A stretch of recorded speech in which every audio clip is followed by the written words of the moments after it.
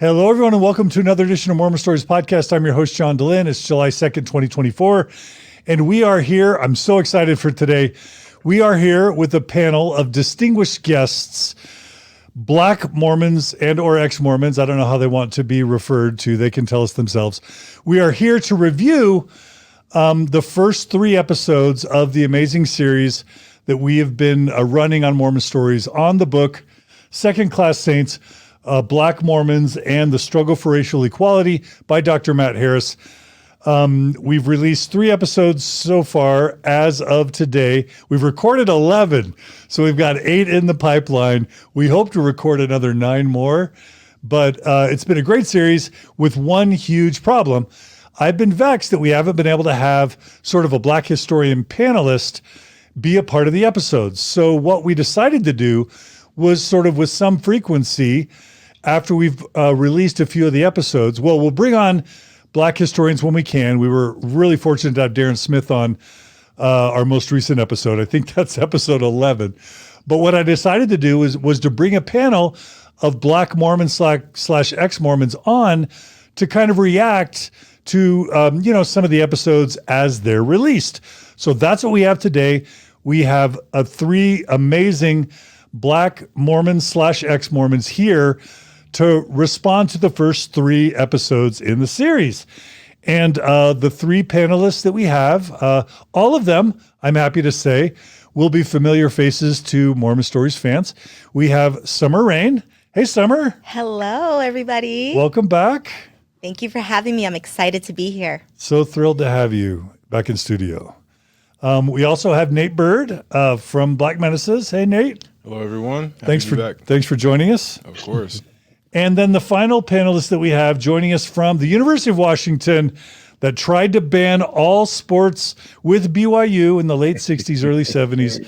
We have Dr. Darron Smith back. Hey, Darron. Hello. Thanks so much for joining us today. Absolutely, John. Anytime, brother. For you, anytime. We're so happy to have you. Okay, well, we've got a lot to cover today because what I've asked you 3 to do. And by the way, we've been playing with some new lighting and some new backgrounds. So you'll notice instead of our brick background, we have a blue background today. And then Summer and Nate have kind of nicer bokeh effect backgrounds. You guys let us know, do you prefer the brick? Do you prefer the blue? Let us know. We've got better lighting. Anyway, we're trying to up our game on Mormon Stories as always. Let us know what you think. Anyway, we've got a lot to cover today. I've asked each of you to respond. So let's just begin by having each of you remind our audience just a little bit about you and why this topic matters to you so much. And Summer, we'll start with you. Okay, so my parents are converts to the church. My father joined the church in 1983 when he played in the NFL. He is ADOS, American descendant of slavery. So this topic in particular with the temple priesthood ban, when it was removed, why it was removed is very, very important to me and my lineage and DNA. I am, like I said, my parents converted when I was 3, so I was raised in the church my whole life. And then I got married in the temple in 2012, Bountiful Temple. I have 3 kids, and I am what they call a PMO, physically in, mentally out. My husband is a believing member, and so what works for us is I still attend church, but I raise havoc when I go with my questions. And that's it. That's where I am. All right. And you did your own long form Mormon Stories episode, right? I did. And it was a lot of fun. Yeah. All right. And what do you do for a living? Do you want to share that? Or? So I work for my father, who is the NFL player I was talking about earlier. He is the Burgess Owens, the current congressman for District 4. And in Utah? In Utah, yes, in Utah, District 4 in Utah. And very proud he's the first Black congressman for Utah when he was elected in 2020. So I work on his campaign side. My official title is Senior Political Advisor, but I help with messaging, public relations, everything on the back end for his campaign. So that's what I do. All right. Well, we're thrilled to have you. Thanks for coming. Nate, remind us who you are. I'm Nate. I live here in Salt Lake City. I am a member of the Black Menaces on TikTok and Instagram, if you're familiar with them. Mainly behind the scenes now, doing a little bit of stuff here and there, and just living life, enjoying life with my wife and working. Not enjoying that as much, but it's good as a living. I am also very passionate about the plight of Black people, both in and out of the LDS Church. And during my time at BYU, it was something that I was very vocal about. And I was a full-time consultant for BYU, just unpaid. They didn't recognize me, but I enjoyed the work that I did there as well. All right. Do either of you want to talk about your relationship to the church, in, out, anything like that? Do you, or would you just rather keep that private? Oh, I said I was PMO. Okay. You want me, so physically and mentally out. Okay. Yeah. So you attend. I attend. Still a member of record. Still a member of record. Okay. Do not believe any of the truth claims. Okay. Nate, do you want to talk about that at all? Yeah, for me, I would say I'm still a member of record, but I do not practice the LDS faith anymore. I do not believe any of the truth claims of it. I talked a little bit about it. I think I was still more undecided when I had done my interview. But now I've reached the point where I've done enough research and watched enough Mormon Stories episodes to know that it's not for me. Hey, don't blame me. So Lord Voldemort convinced me to join You heard it first here, folks. You heard it first here. So I would say that I'm no longer in, and just working on becoming a more spiritual individual than a religious one. Nice. Love that. All right. Thanks for being here, Nate and Summur. All right, Darron, you're last. Our audience will know you as well, but tell us a little. Darron is one of the first 30 people I ever interviewed on Mormon Stories. Oh, wow. And if you know, we've got over 1,900 episodes. So that's saying something. So Darron, tell us, remind us who you are. Hello, everyone. My name is Darron Smith. I have been a member for a minute now, I think over 30 years or so. I no longer practice, and I certainly do not believe the truth claims. And so the people are awesome. I still have lots of affection for my friends who are Mormons and who are those who are still practicing. But for me, I no longer participate. Currently, I'm a professor at the University of Washington. And before that, I was a professor at the University of Memphis, where I taught in the sociology department. I'm here in Washington. I'm teaching actually in the Department of Family Medicine, primarily teaching PA students how to be good providers. So when I'm not doing that, I'm doing harm reduction work. I work in mental health, mental illness as a physician assistant, and my area of research of late has been psychedelic work, primarily with African Americans and harm reduction. And so this is a really fruitful discussion for us to have. And then let me pause by saying, as a longtime member of the church, way back when Summur's father was in 1983 is when about 81 is when I came in, Summur. So to see second generation Mormons and third generation Mormons coming in now, it's a trip to see that. So it's kind of, for a long time I thought I was the only one. So it's nice to see folks who are members and whether they're in or out. So I'm just kind of blown away by that. But still, anyway, thank you for having me here again, John. I don't know how many times I've been on this show, but John DeLynn, when John DeLynn interviewed me back in the day, y'all, I was stationed at Fort Rucker. It was long ass interviews. I think I got there, and I think by the time I got done with those interviews, like 11 o'clock at night. I had to be up at like 6:30 in the morning. But those were some of the most fruitful discussions that we had, and people still reach out to me, John, about those discussions all these years later. So it really made an impact on folks. And so thank you for that opportunity. I was grateful to be a part of this, and so still am. Huge fan. Well, I mean this with no disrespect, but you're an OG. You're a Mormon Stories OG, Darron. Not trying to appropriate anything, but West Side. Anyway, go ahead. No, I just said West Side for those who don't. Anyway, it's all good.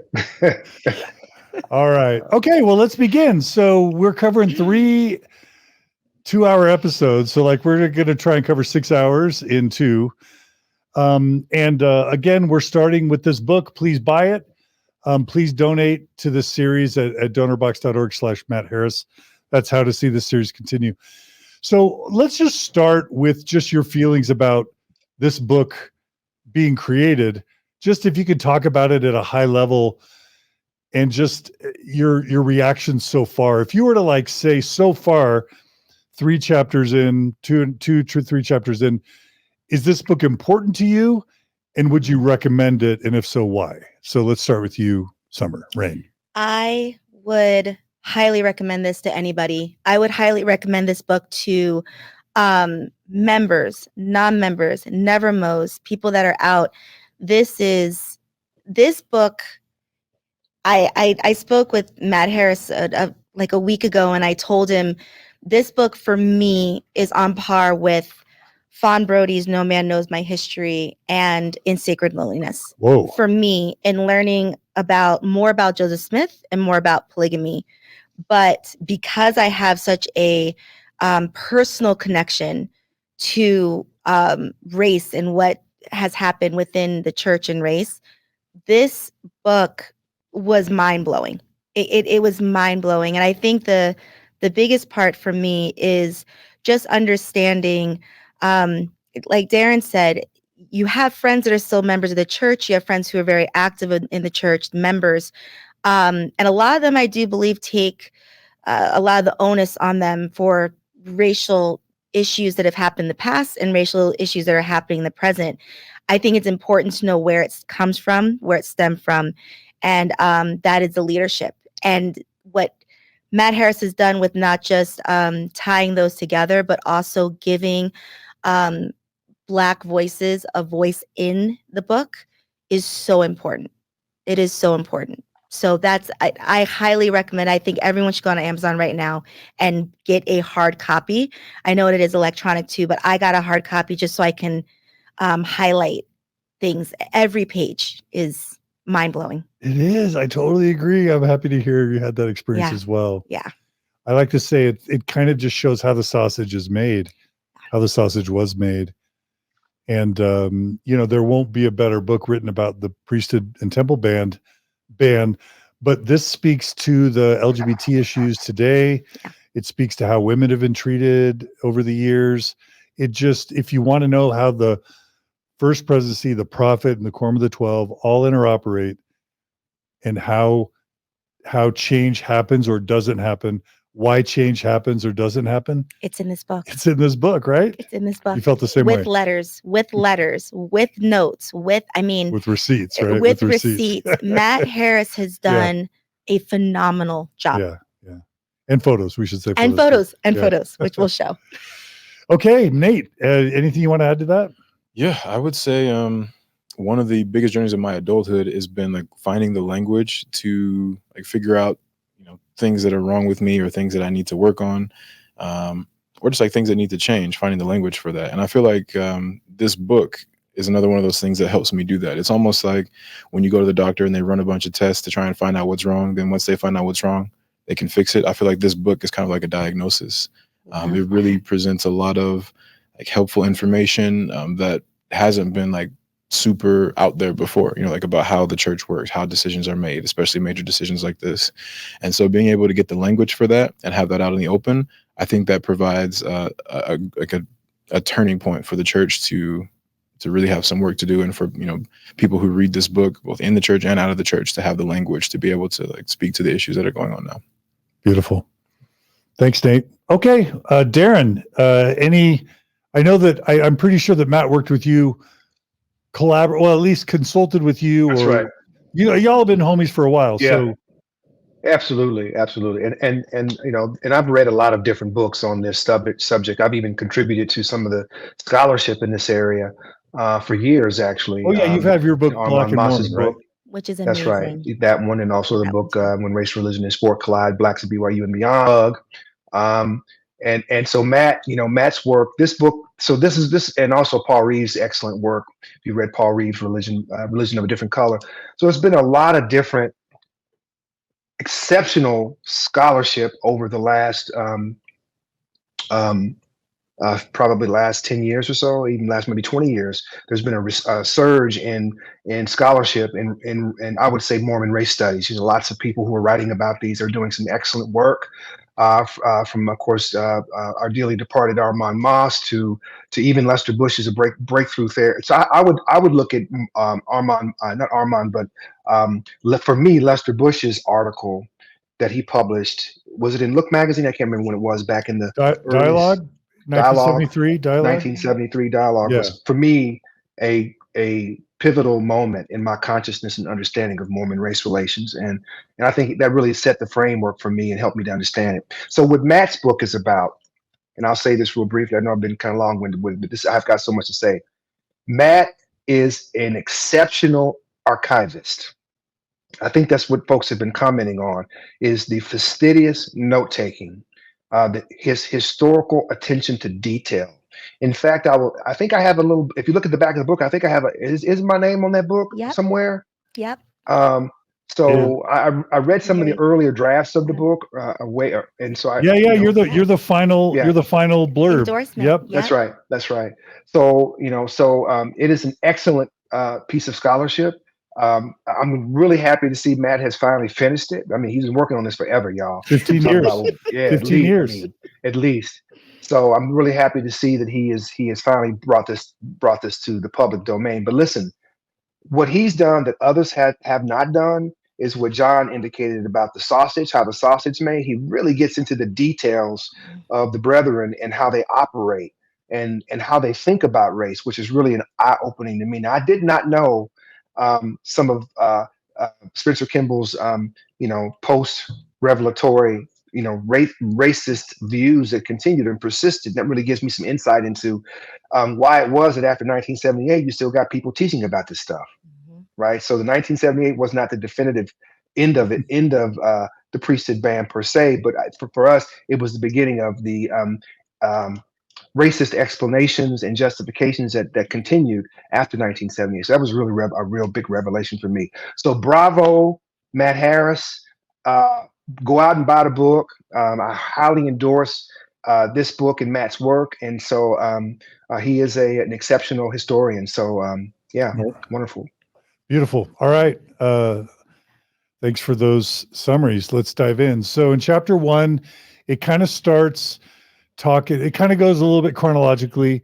So obviously the place to start when you're talking about Black Latter-day Saints is with Joseph Smith ordaining several men to the priesthood, Black men to the priesthood, including at least Elijah Abel and Walker Lewis.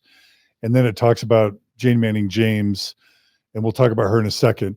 Do any of you have anything to say about either, what you read in the book about Elijah Abel or Walker Lewis or others, other Black men that Joseph Smith would have ordained, or just general reactions about when you learned about that and how it felt, whether you learned about that early or late in your Mormon experiences? Who wants to go first on that? All right. I can say something really fast because my deconstruction, which I talked about on my Mormon stories, started in November 2022 when I reread the essay. It was the Race in the Priesthood essay? Race in the Priesthood essay, okay. Yes. And it was in 2018, I think it was. I don't remember the name, but the year. But that was when I first read it, and I'd never heard of Elijah Abel. So you've been a member of the church how long? I should say a black member of the church for 30 plus years. And you had never known? I'd never heard of Elijah Abel. That Joseph Smith had ordained I never heard that I never heard that he ordained anybody, and I'd never heard the name Elijah Abel. And I remember very vividly reading that essay the first time, and I broke down in tears because it was the first time I ever recognized that there was a temple ban, that it was not just a priesthood ban. And I also... What do you mean by temple ban? So what I was taught growing up was this was a priesthood ban where Black men were not allowed the priesthood, right? And we don't know why. That's when I was growing up, we didn't know why, but it was reversed, right? We don't know why, but now God said it's okay. What it truly was a temple ban. If I could just take a second and just put this in perspective for never Mo's and members of the church. we talk about human rights all the time, especially in the political world. We talk about, the right to bear arms, or is insurance a right? These are human rights. What this is an eternal right. We are literally talking about an eternal right, saying that you have the right to believe that the God created all men and women equally, and you have a right to return to him. What this was saying that a group of people, because of something that was done before we were on this earth, we don't know what, this group of people were not allowed that right. They were not allowed the right to return to him on a celestial level. Now, when you are a member of the church, the belief is that you are endowed with certain ordinances, and those ordinances you need to enter the celestial kingdom. Those ordinances were denied a group of people off of social constructs, in which we won't even get into. But a group of people, Black people, were told, men, women, children, you cannot receive these ordinances and return to him. So when I read that, number one, me being sealed in the temple years before, I am now being told that there were people in my lineage, in my DNA, that were not allowed that. They were not allowed to be sealed together. They were not allowed these endowments. It was very upsetting, but it was even more upsetting to hear that someone like Elijah Abel was given that, and then it was taken away. Because he was a 70, which is like a general authority for the church. And he went on missions. Yeah. So to be given it by one prophet and then be told, just kidding, that is devastating. And I hope that people understand, to be told you are given this right to return to God with your family, with your lineage, and then told, just kidding, you are not, is devastating. And that's what I felt when I heard the first time about Elijah Abel. I bawled and prayed about it and said, why, what kind of God would do that? So that's my experience with Elijah Abel, and I appreciate Matt kind of going more into that. Sorry, I didn't want to take up too much time, but that was my experience hearing about Elijah Abel. And if I can just react to that for a second, like, it's another form of erasure, isn't it? Because like women, it's like Black women weren't even important enough to mention. It's like, oh, well, men are important, so we'll talk about Black men being banned from the priesthood. But the fact that women couldn't do Black women couldn't do temple ordinances, well, we won't even think about that or mention. I'm laughing, but it's the way I cope by with proxy. sadness. If they wanted to even be baptized, it was through a white proxy. I mean, we'll talk about Jane, but this was done by white proxy because she wasn't even allowed to go in the temple. Let's talk about Jane while we're there. And I know Darron has things about that, but go ahead and say what you want to say about. Well, Jane. I want, I'd like to hear what everyone else has to say, but Jane, as a Black woman, you want to tell our audience just 10 seconds about who she was? Sure. She was an early member of the church, Black woman. She was very, very close with the Smiths, Joseph Smith and his family. She was a member of the church, and then she ended up wanting to be sealed after Joseph's martyrdom, and they would not allow her to be sealed to her family. And so she asked to be sealed to Joseph, and long story short, she was, but as a servant or slave from back then. And even that proxy, the sealing ordinance, was done by a white woman. They wouldn't even allow her to go into the temple to be sealed to Joseph Smith as a servant for the eternities herself. They had a white woman go in to be proxy for her. And I said today, you skipped over or went over quickly the idea that Jane Manning James was sealed as a slave. And Darron, I know you had thoughts on that. I muted your mic, but Darron, do you want to jump in and talk about that idea of a celestial slave with Joseph Smith? Yeah, it just speaks to the consciousness of the church leaders at the time. that blacks were debased and uncouth, and what are some of the other language that Brigham Young had used to really to describe black people. And so, I mean, I'm sure words like filthy and loathsome, filthy, absolutely uncomely, some of the words that was used that everybody who's read anything about Brigham Young know. But yeah, so Jane Manning James and Elijah Abel were two early figures in the church who were very much, I would say, conflicted or traumatized by these events, by the treatment that they had, or what they could expect from, church authorities, with the contact that they had. But let's make no mistake that given and there's more to say about Jane Manning James, but the issue, the fact that she stayed in the church and was so devoted and loyal to Joseph Smith. In fact, I think she was Joseph Smith's launderer or laundress, if I'm not mistaken, when she was working with him and living with the family.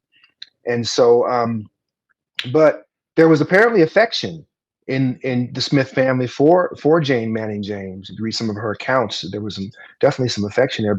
But to regard her as less than, and perform a ritual with that in mind just illustrates the way in which white folks thought about black people during that time frame. Underscores it. When you see Derek, were you gonna say something?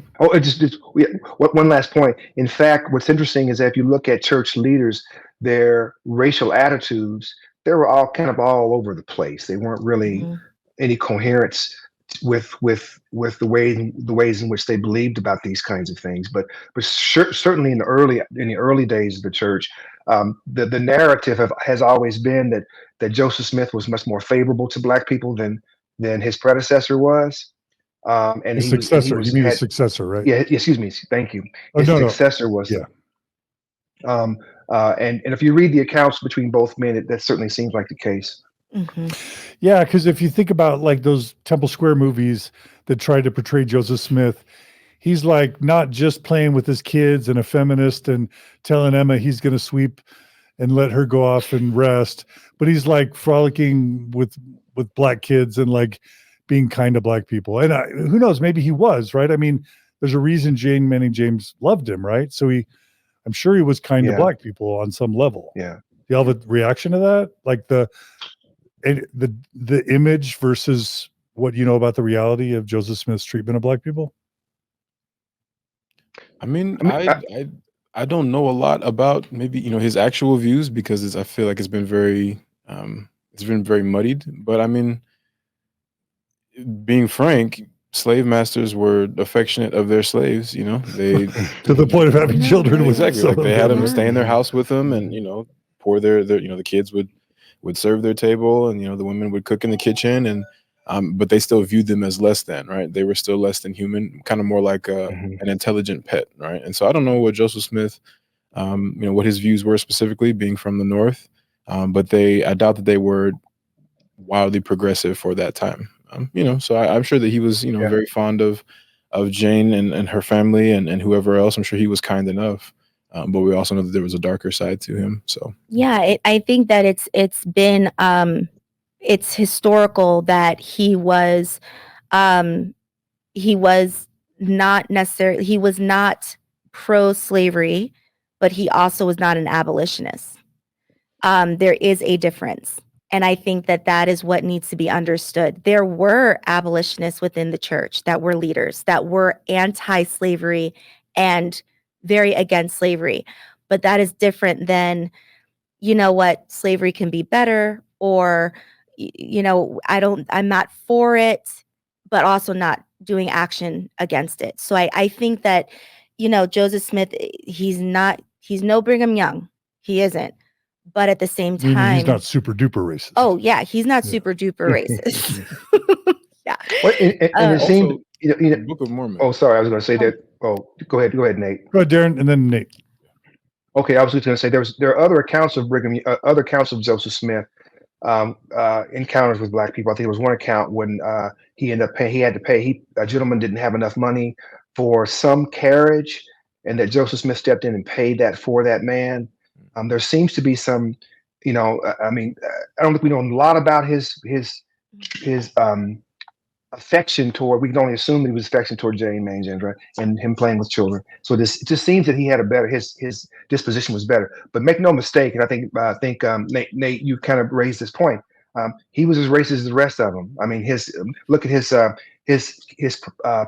political campaign. He tried to run for president. Mhm. His platform called for recolonization. I don't want to talk much about that. You may have to get into that in another episode, perhaps. But so he certainly harbored racist views. But people can harbor racist views and be just as kind as can be, i.e., Mormons, right? So many Mormons You had walk to do around him with like these that, racist views and actually, kindly and nice to folk, but they still have these racist views. Oh yeah, I was just gonna say also, Joseph We're all Smith, laughing in here. right? I mean, did I say something that wasn't true? We just weren't expecting that Yeah, violence on this beautiful, this beautiful Tuesday. Okay. Okay. Nate, what were you gonna say? I was just gonna say, Joseph Smith also wrote the Book of Mormon and the Pearl of Great Price.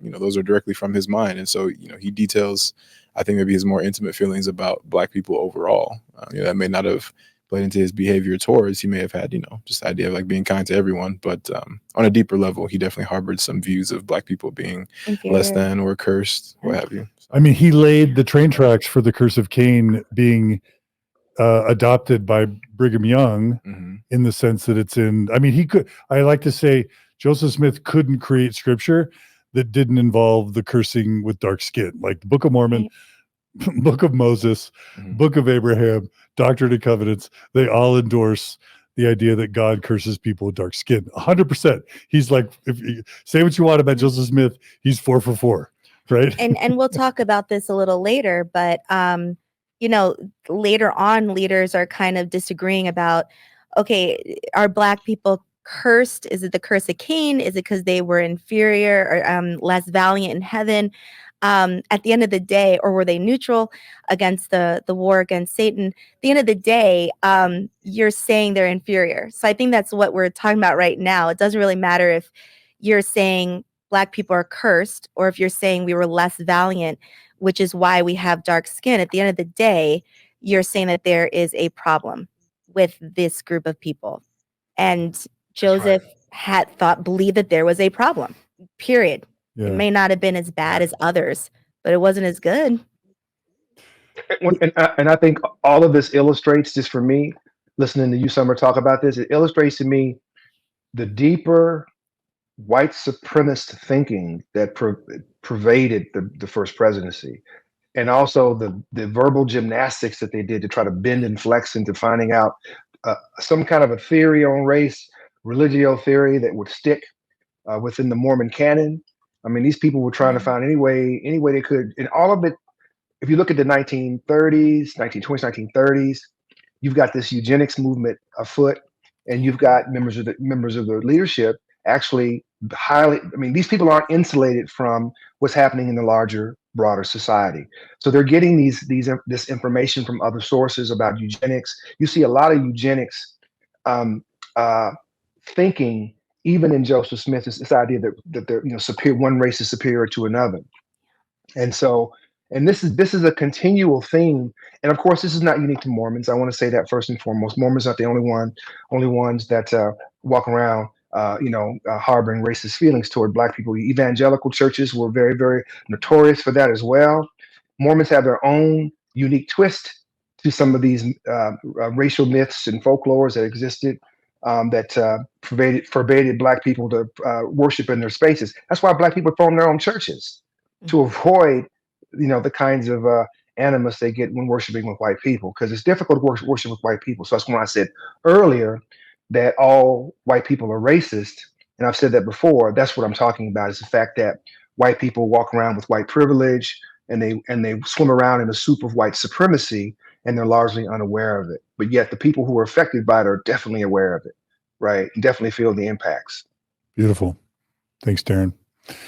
Okay, should we move to Brigham Young next? Yeah, let's do it. I didn't give you a chance, Nate, to talk about Elijah Abel. Is there anything you want to say about that? Oh, no, just I didn't learn about it growing up. I didn't learn about Elijah Abel until my mission, and of course, I didn't learn that the priest. No, I did learn that the priesthood was taken away There was this apologist that I used to listen to called Mr. Mormon. He would do all the topics that didn't make sense. And he said, oh yeah, Elijah Abel had the priesthood and then it was taken away, but also God gave the priesthood to the Levites and then, took it away from everybody else. So it's basically the same thing. And that was like, I was like, well, okay, that doesn't make a lot of sense, but I'll take it for now. Yeah. And, then coming home from my mission, I learned more about Jane Manning James, Green Flake, and, these other people in history, Q Walker Lewis. But yeah, I did not learn any of that growing up. Yeah. Yeah. And that's one of the important things that will come out throughout the book is that I think progressive liberal Mormons in 2024 want to think that the Brethren just somehow forgot about Elijah Abel and that just kind of went down the memory hole with the past administration. But, Joseph F. Smith knew, Joseph Fielding Smith knew, B.H. Roberts knew, all the prophets knew because Elijah Abel's children and grandchildren stayed active and faithful. It was like this inconvenient black man that just couldn't disappear, right?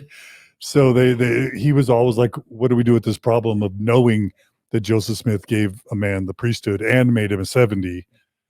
And that's, so the Brethren now can't say that they didn't know, they knew, right? Yeah. And back then the way to fix that problem was to say it was a mistake.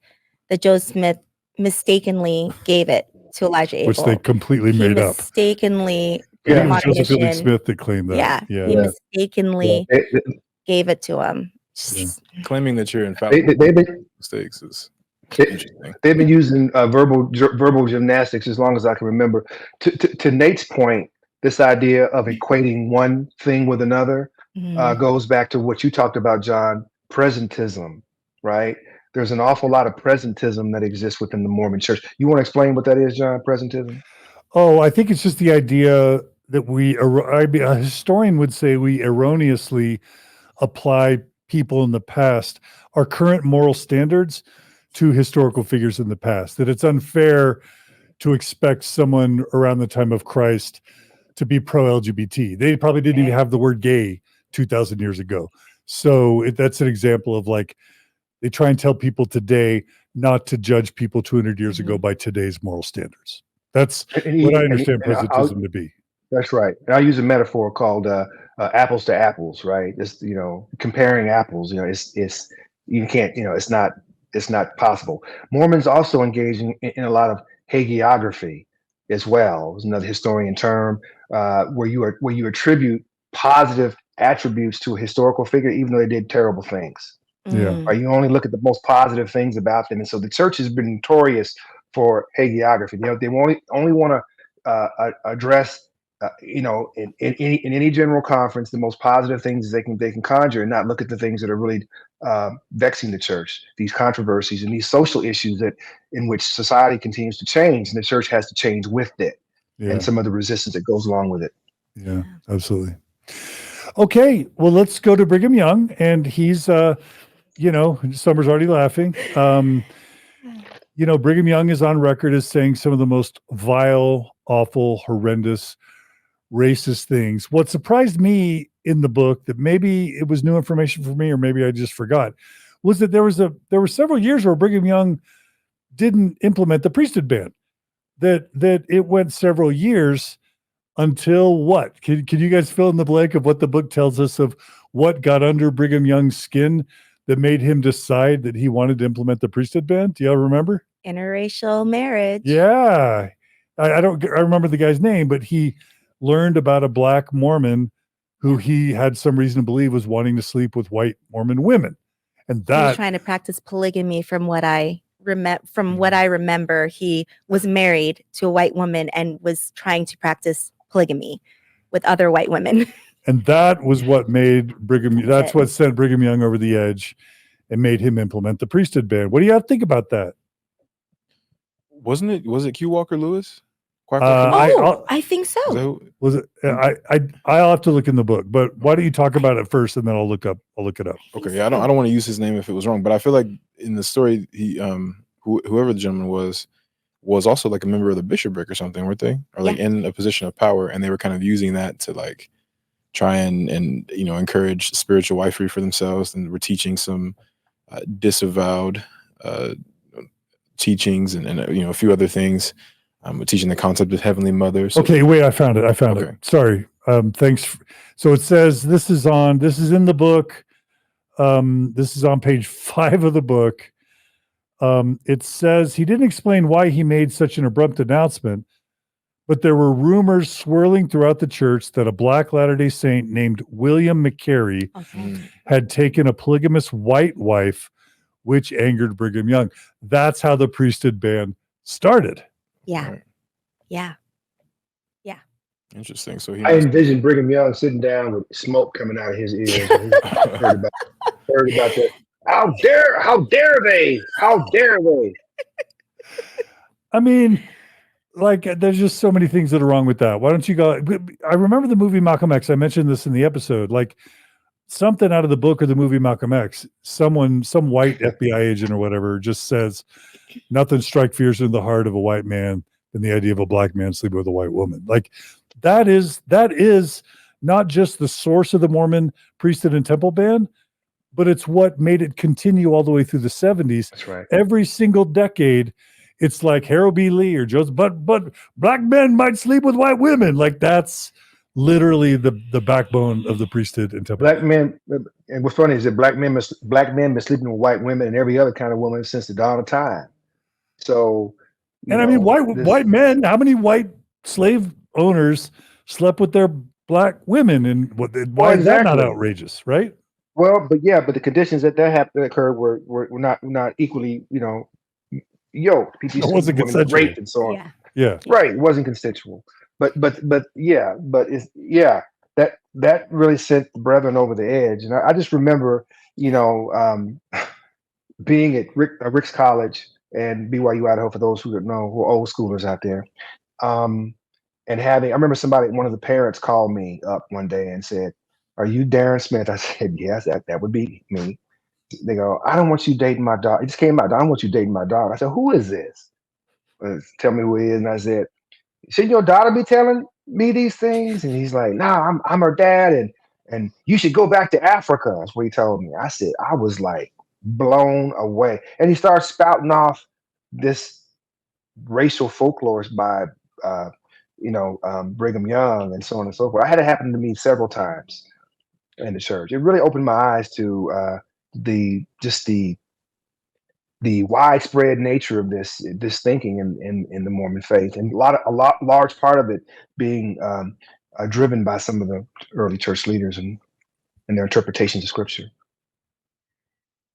Nate, any thoughts on that? I think just the fact that Brigham Young was that angry about it, I think that was probably when his personal beliefs started to bleed into the position of power that he held, and he started to try and implement some of his personal beliefs as revelation. Because why else would you be that angry about it if you didn't have a secret, or maybe not secret, but if you didn't have an internal disdain or hatred for Black people, a fear of Black people. And so once he heard about that, I'm sure that he started to think of ways, maybe conscious or not, to eliminate that from happening in the future. Yeah. I think something that I learned most from Matt Harris, the episodes and the book, is the culture is so important because Mormonism wasn't formed in a vacuum. And so to me, it's interesting. It's so interesting. So I was just talking to my stepfather about this last night with Black men, because he's an actor and in Hollywood. And he was just talking about how even up to the 90s, Black actors were not allowed to be love interests. You just didn't see it. They were allowed to be funny. They were allowed to be athletic. But you didn't cross that line. Nat King Cole's not dating Katharine Hepburn. Is that absolutely. What you're saying? And he was pointing out that this was through the 90s. I mean, he was Right. an actor around this time. And it's just, I'm hearing this right now and just kind of thinking about how he was saying there was such a threat to Hollywood at the time and white directors, and to see a Black man as a love interest, as a human, right? And so it's just interesting that we're talking about the 1800s, right? And there's this prevalence of, as Darron said earlier, eugenics, of this pure bloodline. and it may not be spoken, but it's kind of understood. We don't want to look at this race and allow them to come over here and muddy our waters. And so what I love about this book is that he shows not only what's going on in Mormonism, but what's happening in the country, to show that it's more of a cultural thing. Mormons are going along, the leaders are going along with the culture and what's happening around them. I know that within the faith, we want to believe that,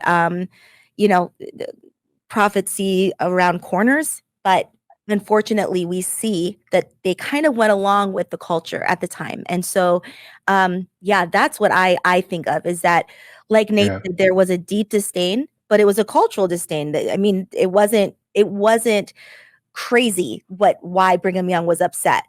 And a lot of people felt that way, and that's why the ban lasted, and still do, which is why the ban lasted as long as it lasted, and it implemented in the first place. The saints weren't saying, "What are you talking about? We're going to pray about this and make sure." They were like, let's keep them separate. I mean, some of these, I would add these larger cultural notions that Matt brings out in the book, is to really illustrate that, and to really illustrate that point, that the church leaders are influenced by larger cultural events happening in society. I mean, they're not immune from those things, and they do influence them. I think he does a nice job of discussing how presidents or prophets or church leaders come to understand what they know about race, and the consensus building that they have to do, amongst them, and the differing opinions they have amongst themselves about these issues was really quite revealing in the book as well. The different cast of characters who were, pro-black or anti-black. I mean, it's really quite apparent. And viewers and listeners, you're going to read in future chapters or hear in future podcast episodes the discussion of the Benyon report, which is this report that the church asks an apostle, Adam Benyon, to study the quote, the Negro question. And this is in 1952. And it's the same type of research that Joseph Fielding Smith and Joseph F. Smith did in the 1910s. And every time in the 20th century, the church leaders try to find the basis for the priesthood ban. They don't find a revelation. They don't find it really in scripture, even though there's, things that they can base it upon. And they don't even find a ban with Joseph Smith. They just magically appears with Brigham Young. Again, the reason why is because the origin wasn't revelation. It was Brigham Young's fear that a black man would sleep with a Mormon white woman. And so this is a really important point. Anyway, Brigham Young said a lot of other awful things. And before we get into the one drop rule, I know, Summur-Rayn, you wanted to talk about just Brigham Young's statements around what happens if a white man or woman as a Mormon marries a black man or woman. Basically, Brigham Young's statements about interracial marriage. Yeah. Do you want to set that up, or what do you want to say about that? Really, really quickly, when I so I've talked about this in my episode, but my husband was the first Mormon LDS member that I've ever dated. I dated lots before, lots of people, but never a member of the church.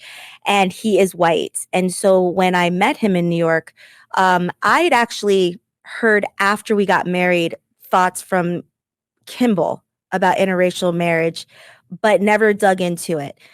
When I recently, in the episode, heard about Brigham Young's speech that he gave to the Utah legislature, there's a lot to unpack there, but with interracial dating and marriage specifically, he said that they are candidates for blood atonement, that if somebody were to kill them, the white man, white woman, and black man, black woman, that God would forgive them, that they would be forgiven, because it is better that they are blood atoned than to continue in their marriage or relationship. And he mentioned the children that come from that.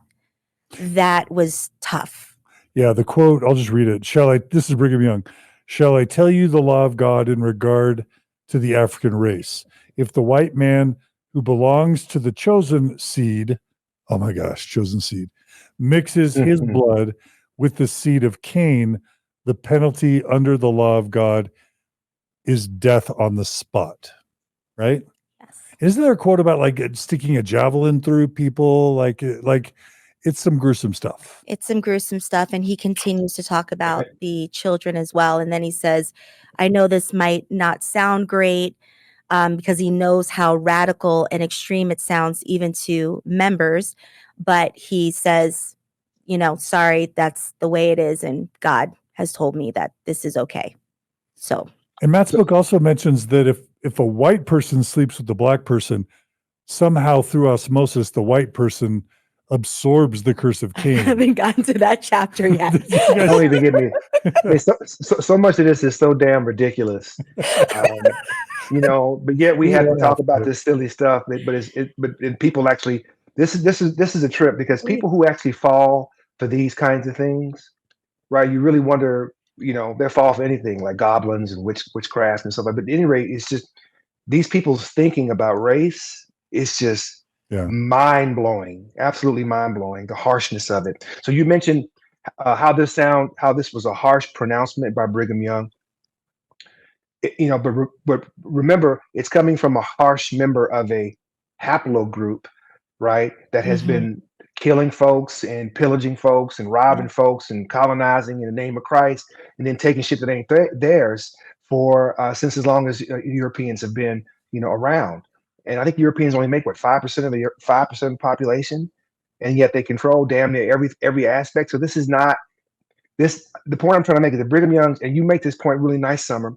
His ideas and Matt's take of his ideas were not new. It's just the extremeness of it and the outspoken nature of it is quite shocking. And I imagine a lot of members of the church don't even know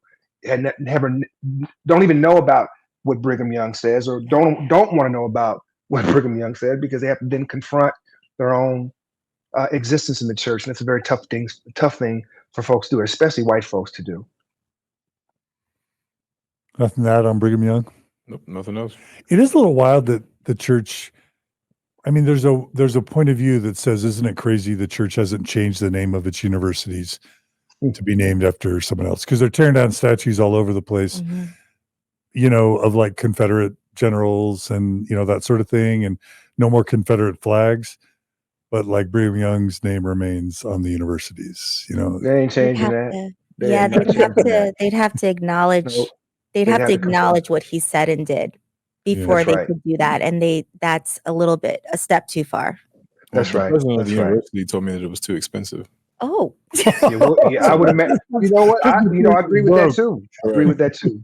It wasn't even what I was talking about. I just mentioned it. And he's like, "Well, that's all. Before you go any further, it's too expensive." I was like, "President Worthen, it's not even." Spoken from the perspective of a pure capitalist, right? Thinking about that, but then again, he's a bean counter. He has to think about things like that. It would be expensive. Heaven forbid you got to change the stationery. Yes. You feel me? Wow. But can I just note that the church used to have the brand Mormon, used to have all the websites Mormon, and it did a massive brand name change to its own core identity that cost billions, and it didn't even sneeze. It was just like, Russell Nelson says it's a victory for Satan to use the word Mormon, and within a year it's all gone. Like, they can do it. They can make a big change. And we just talked about Rick's College. Right. It's no longer Rick's. That's a good point. So what's going on here? That's a good point. That's a good point. For black people, I can't do this for black people. I do it for everybody else, but I can't. Black folks, no. Okay. Anything else you want to say about Brigham Young statements? I want people to look up that speech and hear it. And process it. Basically, I'm gonna summarize the speech for y'all. He's telling y'all to kill yourself if you dare sleep with a person of color. That's what brother's trying to say. So your children, all y'all need to kill yourself. That's what he's saying. That's what he's saying. And then he also says that there will never be a man of African descent that will rule over him or his brethren, whether in Utah or on a federal level. So my dad's kind of like a middle finger to that. But there's a lot. There's a lot in those speeches. So I would advise anybody to check them out. don't do it. Don't change anything if you don't want to, but you should know. When I was growing up, most Last- faithful. Oh, go ahead, Darren. Oh, go, no, please. I was just going to say, when I was growing up, most faithful Mormons had a copy of the entire Journal of Discourses set in their libraries. And it was like 28, I don't know, dozens of volumes of books, which were basically all the General Conference talks from like Joseph Smith until whenever they stopped doing it. And we would all quote from it. It was all in the curriculum. And then when the internet starts coming online, all of a sudden the church in its correlation department says, Ixnay on the Journal of Discourses say, you know what I mean? And they made it illegal for the church curriculum to quote General Discourses because of a lot of these crazy statements from Brigham Young, right? So that's it. Yeah, that's it with good old Brigham. Okay, all right. Well, we're not done with Brigham because we got to do the one drop rule. Yes. So anybody want to summarize the one drop rule? I will. Okay, Darren, go for it. It was so damn ridiculous. Okay, so the one drop rule is a belief that, and just again, not unique to Mormons, but a belief that if a person of color, my person, African American or an African of African descent, marries somebody or has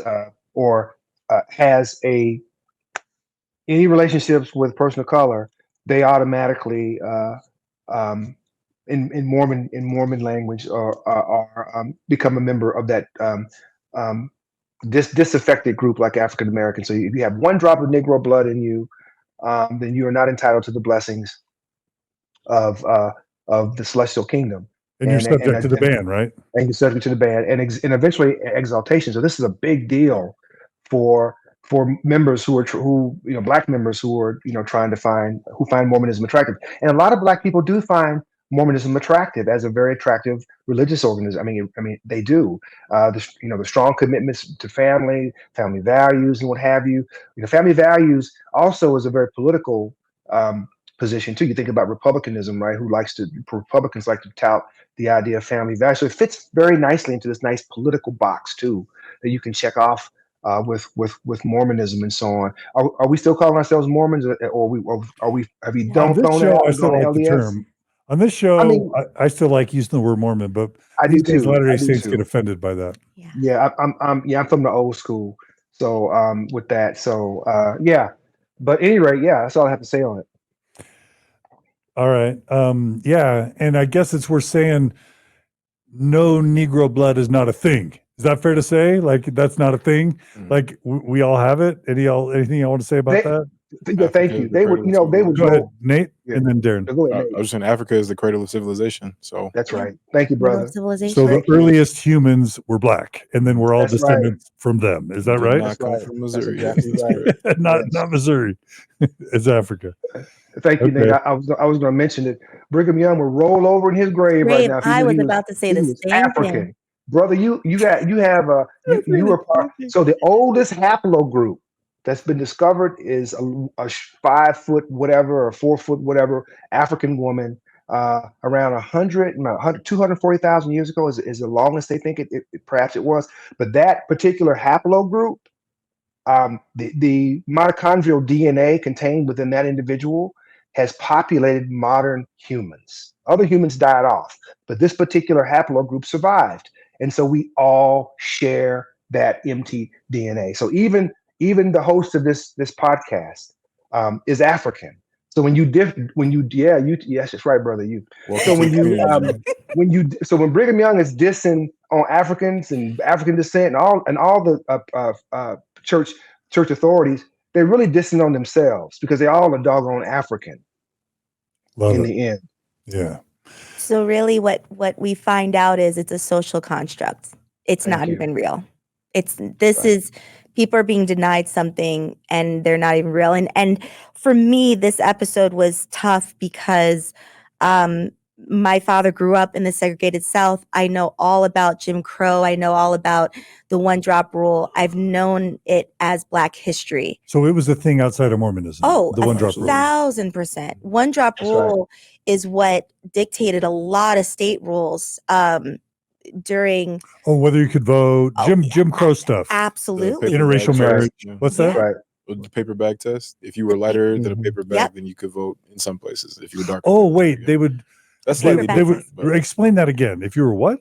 So you hold up like a brown paper bag, like a lunch sack, and if you were darker than that, then you were considered black. Like depending on the area that you're in, like you couldn't vote, stuff I am like that. speechless. Yeah, And there's also the pencil rule that you put a pencil in your hair, and if it falls right out, then you pass. You're not making this up. These this are is real. this is where the racial passing, right? This is where we get into that, where when you start to realize that there are people that are biracial and mixed race, they had to figure out other ways.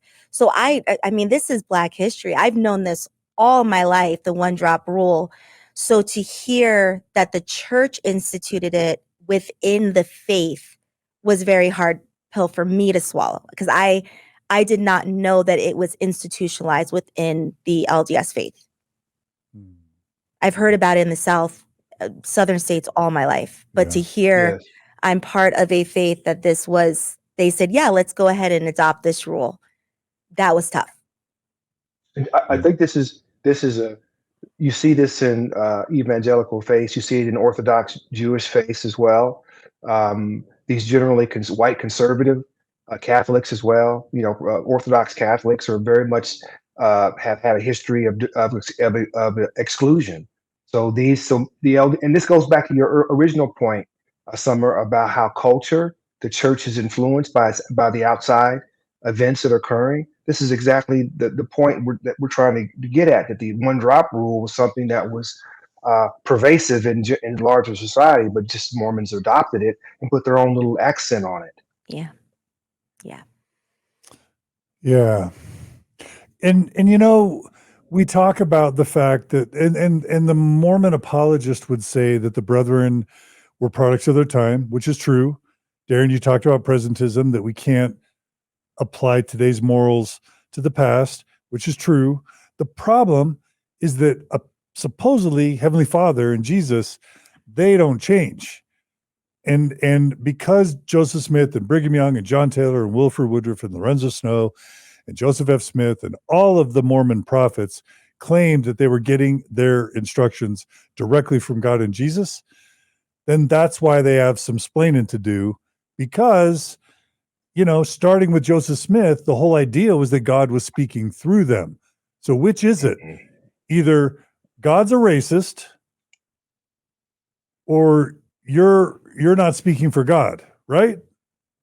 So we go with God's a racist. Oh, that's so dark. I mean, it is, but that's what was said at the B1 event. I mean, I was there and I remember hearing Elder Oaks say, we don't know why. You pretty much ask God. I mean, I've been hearing that. I mean, heaven forbid we say, you know what, these guys were wrong and we now know better. No, it's God. It's God. And doesn't the Race and the Priesthood essay basically say, yeah, we don't know. Trust God's That's timing, right. and wait, what? Right. Basically, like trust God's timing. That's also what they said about David O. McKay not being able to lift the band. That he went to God and God told him it wasn't time yet. So Yep, I heard that all my life. That's right. Yeah, I heard it. all over the place. That's a very prevalent. It's kind of a heinous thing to push your racism onto God, isn't it? I mean, It's pretty standard. I'm surprised, right? Because I'm the Southern Baptist Convention, the Crusades, like it goes back to the end of time. True. I always blame God. God is a very powerful. I mean, in the book of like that movie, the book of Eli, with the one that Denzel Washington did. Yeah. You know, and you know, the whole point of the film, real briefly, is that if I get this book, and the book that they were talking about was the Bible. Mm-hmm. If all the books in the world, if I have the Bible, then I can control people's minds, right? That's what the whole and it's kind of eerily, it's like, what? So it really is kind of, it makes you think about, you know, the degree of mind control that goes on with the use of God and how God is used and, you know, and misused as well. So, yeah. It's why religion has been called the opiate of the masses, right? It lullifies, it dulls the brains of the masses, right? And I do, Karl Marx. Karl Marx, yeah. I do want to make a point too that Matt Harris did a great job in saying that although this is prevalent among other religions, Mormonism is the only religion that codified it in a way that said that this was something due to premortal. Yeah. So all these other faiths might be racist, but we were the only faith that said it is due to something that happened before we even came to the earth. So it was institutionalized. And it flies in the face of the canon of Mormonism. Yeah. I mean, all of this is contradictory to Mormon theology, right? We're talking about in the Book of Mormon, there's scriptures that talk about we're all are likened to God. And you got reference, but you also have references in the Pearl of Great Price of also that castigate that presumably that were used to castigate Black people, right, and justify why they were this presumably cursed. This curse existed. So you've got this odd, mix of metaphors going on in the church, where you've got some people who are saying one thing and doing another, and others who are not buying it. I mean, just really and it puts Black people in the middle of this tension, and that Black people have to decide, well, am I going to be on this side of this tension of this particular debate, or this side of this particular debate that white people are having about them, about us as Black people, right? Where do we fall in on these two extremes? So that makes it really difficult for Black people, and that's part of the trauma, I think, that African Americans in the church have to at some point reconcile. And the cognitive dissonance, that we have to be part of. I mean, I'm in primary learning. Man shall be punished for their own sins and not Adam's transgression. But then I'm hearing Black people are. I mean, it doesn't make sense. But there's got to be a cognitive dissonance. It's figuring out, how do I make this make sense? Well, it's got to be God. He's the only one that can't speak for himself.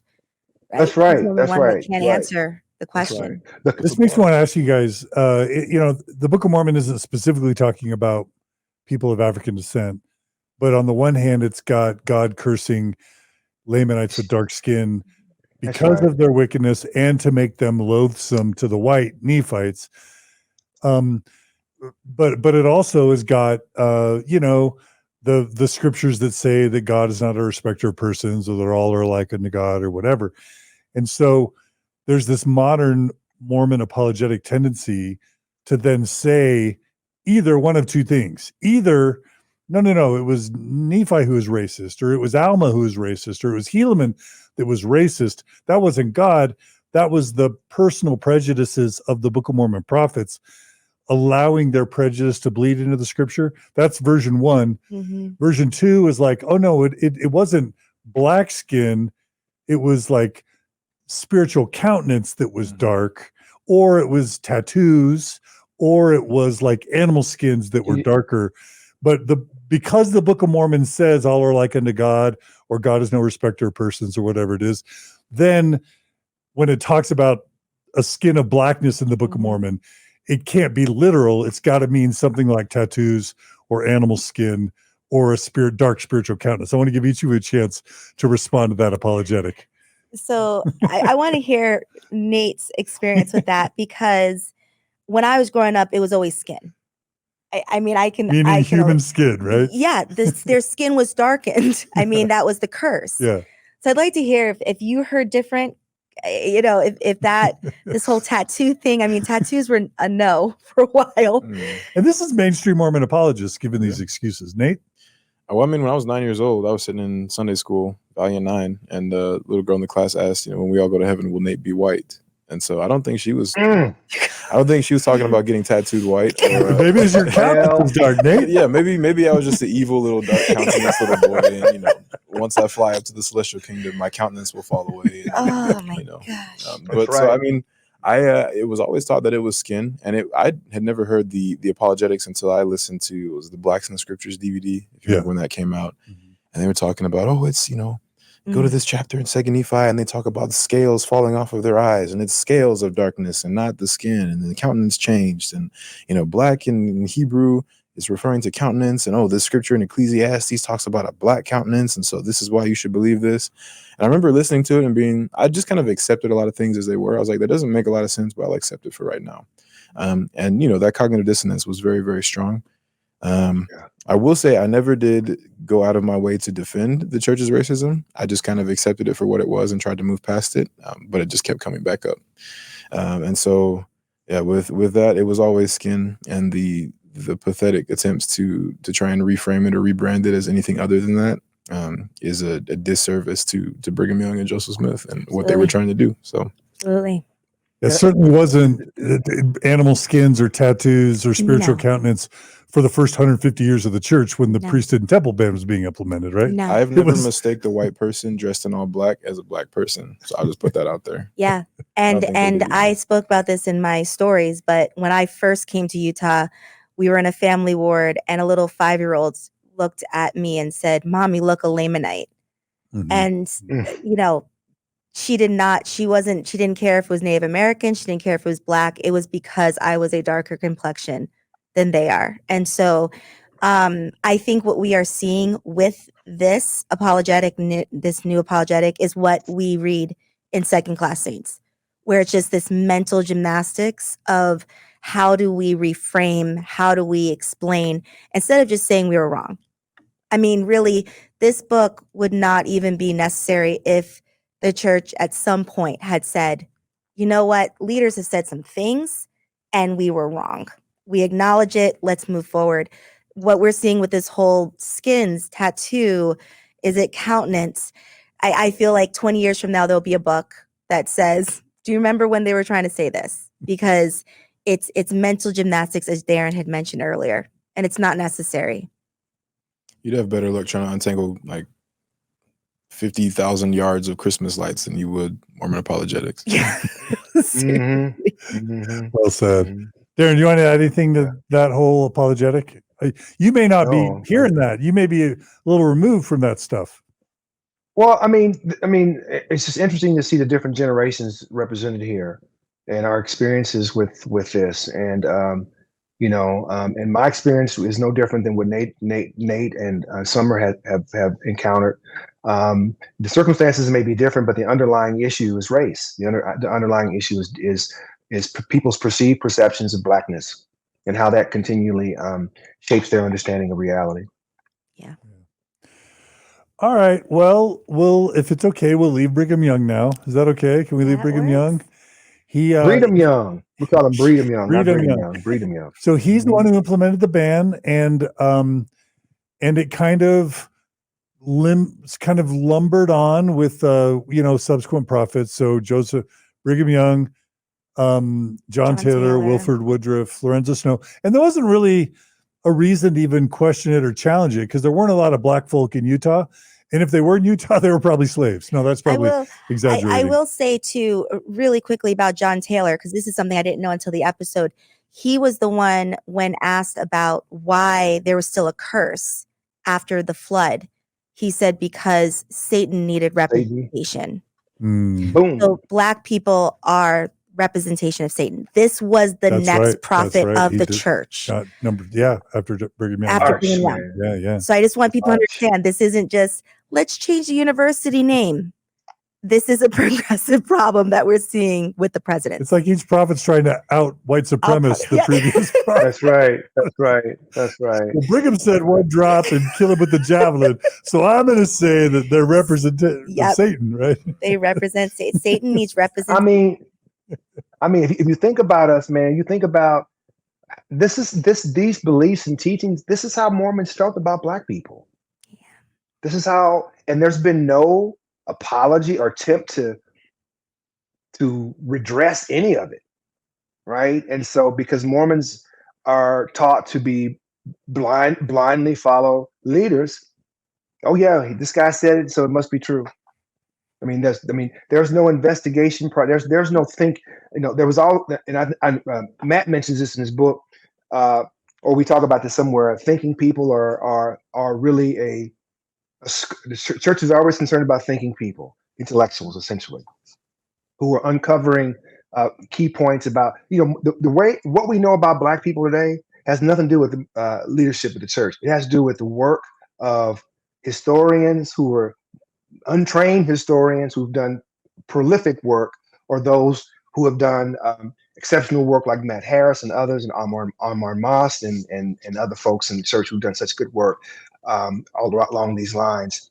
But that's where the changes have come, is from people like that, Lester Bush and others. And so, and that's why I said earlier in my work with John, is why I know this is not this particular series is not about Black Menaces, but it shows to me a degree to which people resist this in betwixt and in between state that Black people in the church have been in.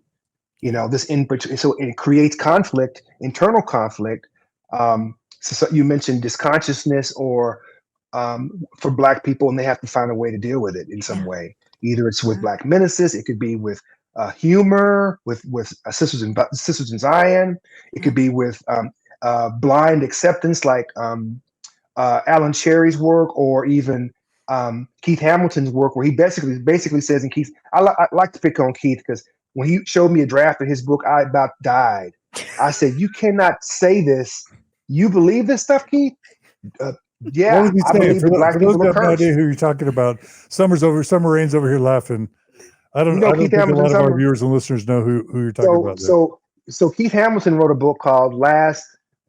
Look it up real quick, John. It's called Last Hour Laborers or something like that. Back in the what was it, early 90s or somewhere in the 90s. But he sent me an advanced draft of it. Last Laborer Thoughts, Reflections of a Black Mormon. Thank you very much. With Thurl Bailey, former jazz member Thurl Bailey. Oh, so many of them. There's so many of them out there. But basically, Keith Hamilton says, Darron, I just believe that the Lord just didn't, people had to wait before they get the priesthood, and Black people had to wait. I'm like, man, you are so wrong. And then later on, the church came out and said, blamed it on Brigham Young, that it was him. I said, dude, what do you think about your statements you made then about this?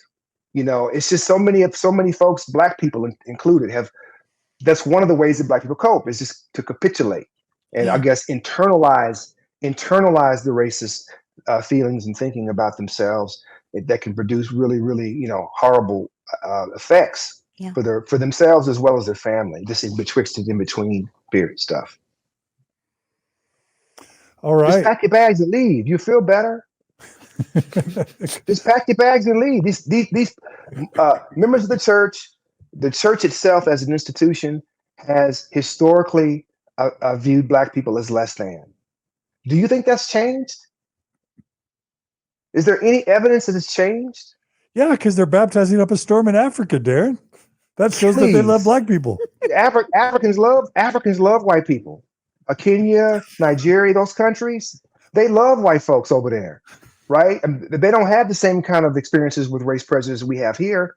Those are African people running the country. They don't have the same experience that we have here with slavery and brutality and what have you. So white folks, Mormons love Africa. They love Africa. The Africans, in fact, I've heard members of the church tell me, I like Africans. They don't complain as much as African Americans. Don't complain as much. Is that not a racially loaded term or what? Yeah. All right. And y'all, I'll say one last thing. I'm on the Harlem show. One last thing. The experiences of the first Black student body president at BYU, my homie Dr. Foster, man, he blow y'all away what happened to him. White folks were not happy that he was the student body president and what he went through. So that's why I asked the question, is it changed much?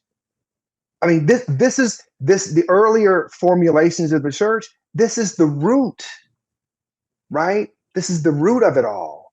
And, has it changed? I would say no, but that's the question I leave to the audience. Has it changed much? I don't think it can. I mean, not even just talking about the root, but just unless the leadership takes ownership of what they did, not just, Brigham Young said some things, but this is what our roots are. And we were wrong. I mean, the Pope has done that for Catholicism.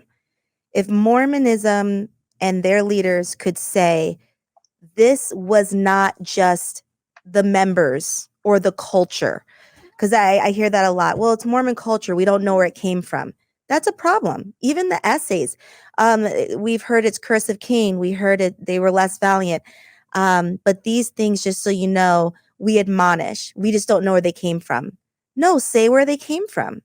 And once you say that these came from the leaders, and this is why people in their 60s, 70s, 80s, whatever, believe this and still believe this, that's when the trauma can start being healed. But it's like America saying, we admonish slavery. We don't know where it came from. We don't even know what. No, you acknowledge and you say, this is what happened. This is when it started. Not, there's a couple of people that we think started slavery. You've got to acknowledge it, and you've got to say, this is where it came from. Members are not going to let go of these ideas if they remember, like, their pioneer stories that, these prophets that they grew up with said these things over the pulpit. It's not going to change. Summur, your analysis, Summur, really speaks volumes to the principle of atonement. Yes. This is what the church talks about. This is what members of the church stand up in sacrament meetings on any given day and talk about: the atonement, right? If you want to teach the atonement, then you teach by example. And this is one example where the church needs to. I've been saying this for years. They need to come out and truly apologize for these awful things that they did and said that have impacted black folks, and I would say white folks as well.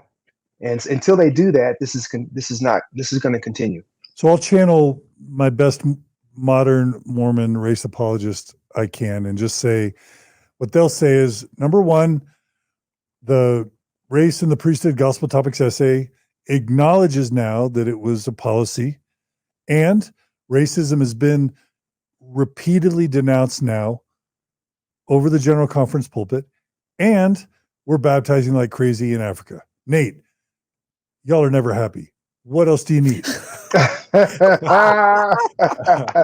Well, I'm totally kidding. No, yeah, of course. Yeah. So first off, it wasn't a policy; it was doctrine. So that's Boom. a lie. That's what I thought. And if you read Second Class Saints by Matt Harris, Yep. right? We got the name right. If you read that, you'll find out that that's a lie. Secondly, let me see, what were the other points? That we denounce racism now explicitly over the pulpit. We denounce it regularly, repeatedly. Yeah, denouncing racism is not the same as like fighting against it. It's not enough to be not racist. You must be anti-racist. Which means what? That's right. What would it mean for the First Presidency of the Quorum of the 12 to be anti-racist? Well, it would mean, first off, taking accountability, because hiding a little disavowing on the back channels of LDS.org is not enough. You need to publicly, in your most viewed settings, General Conference, right? You need to speak directly and openly about the race and priesthood ban, and not in a way that paints the church in the best possible light. It needs to be an honest and raw conversation. Yeah, because literally, what percentage of the active global Mormon population knows about the Race and the Priesthood essay, let alone has read it? What would you guess? Very, very small. Less than 1%. Yeah, you did research on it, right? Yeah. A lot of people don't know about it, and those that do find out about it usually end up leaving the church over the things that they read. In That's the right. So that's why they don't read it over the pulpit. Yeah, right. And so, they would have to be willing to be honest and open more than they're willing to, collect tithing money and stay good in the eyes of their members. Because they would take a hit, but if they were honest about it, they might take less of a hit than they think they will. So what you're saying is, do what is right, let the consequence follow? Yeah, something like that. I don't know. It's crazy, right? And these people.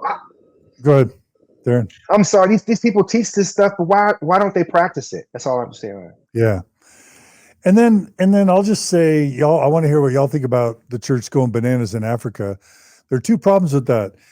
Even corporations know that Africa is an important growth center for the future, because finance, the economies of many African countries are growing like gangbusters, like China and Russia, of the past several decades, and Brazil, and what they call the BRIC countries: Brazil, Russia, India, China. 20 years ago, everyone knew there was throw your money into China and Brazil and Russia and India, and you'll get good returns. That's the way Africa is now for corporations. And then secondly, it's the only way to get growth, because all the other markets have been tapped out, other than China and India, maybe. And then also, it's like a numbers game. It's like the only way the church can inflate its hemorrhaging membership statistics is to grow like bananas in Africa. So I don't know. I shouldn't answer your question, but that's the third is, hey, we're baptizing lots of Africans. We can't be racist. Any final responses to Are that? you asking? Yeah. You asking? Oh, go. Asking Nate.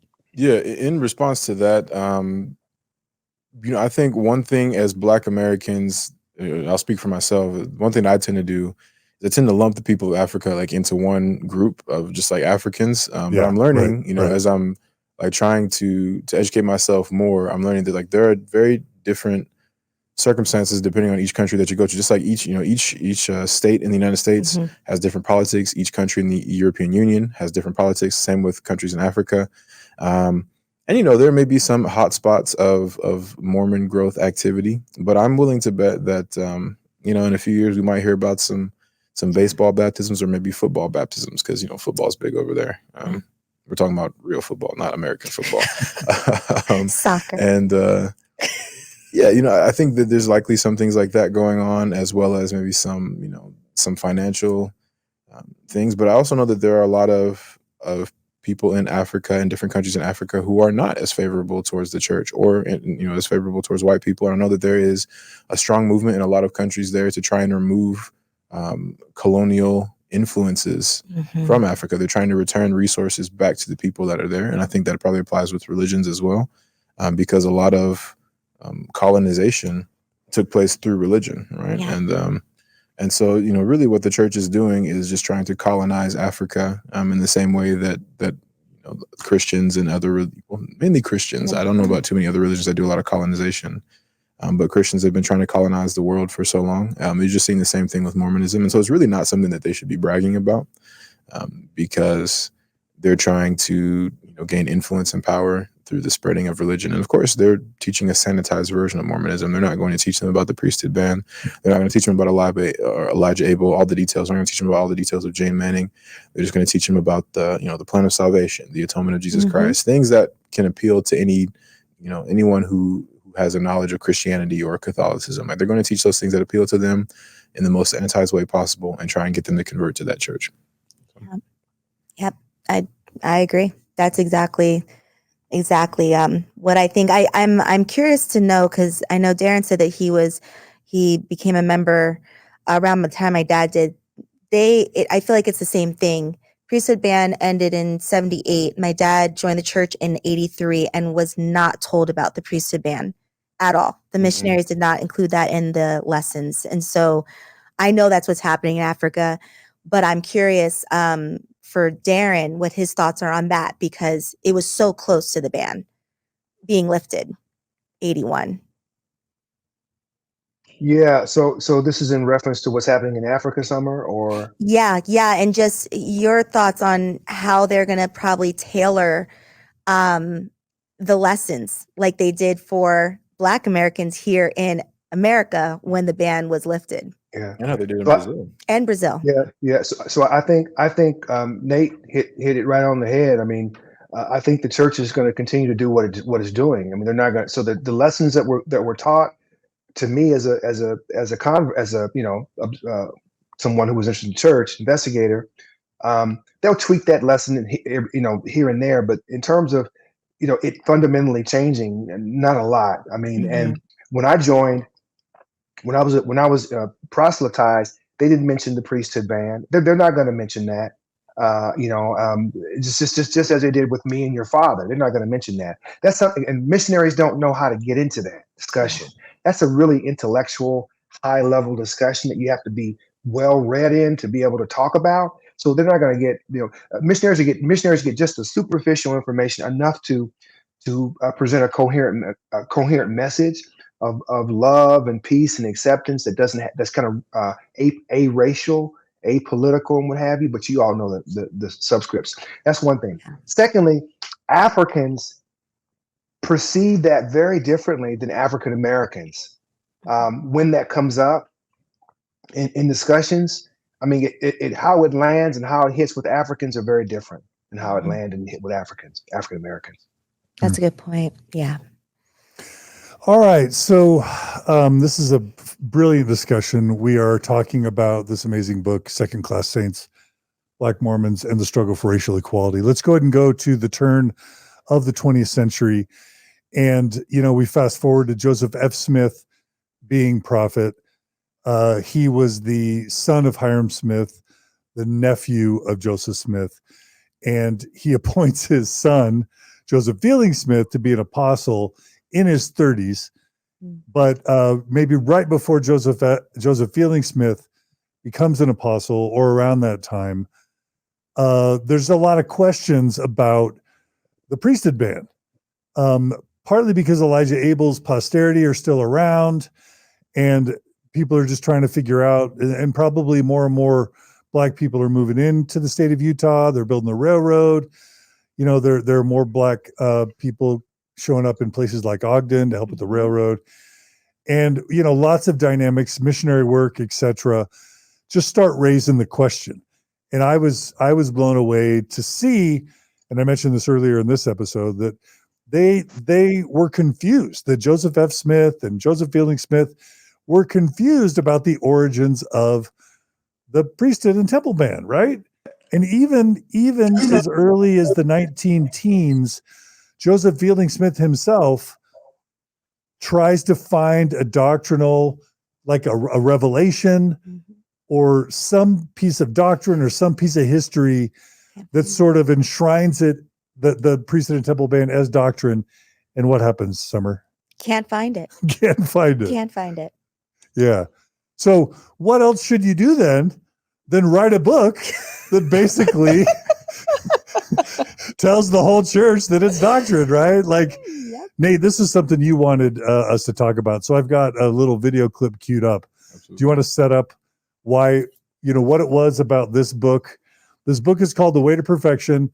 If you haven't read Second Class Saints or listened to the podcast, it's a doozy. But That's my favorite Nate, book. I don't it's Darren's favorite book.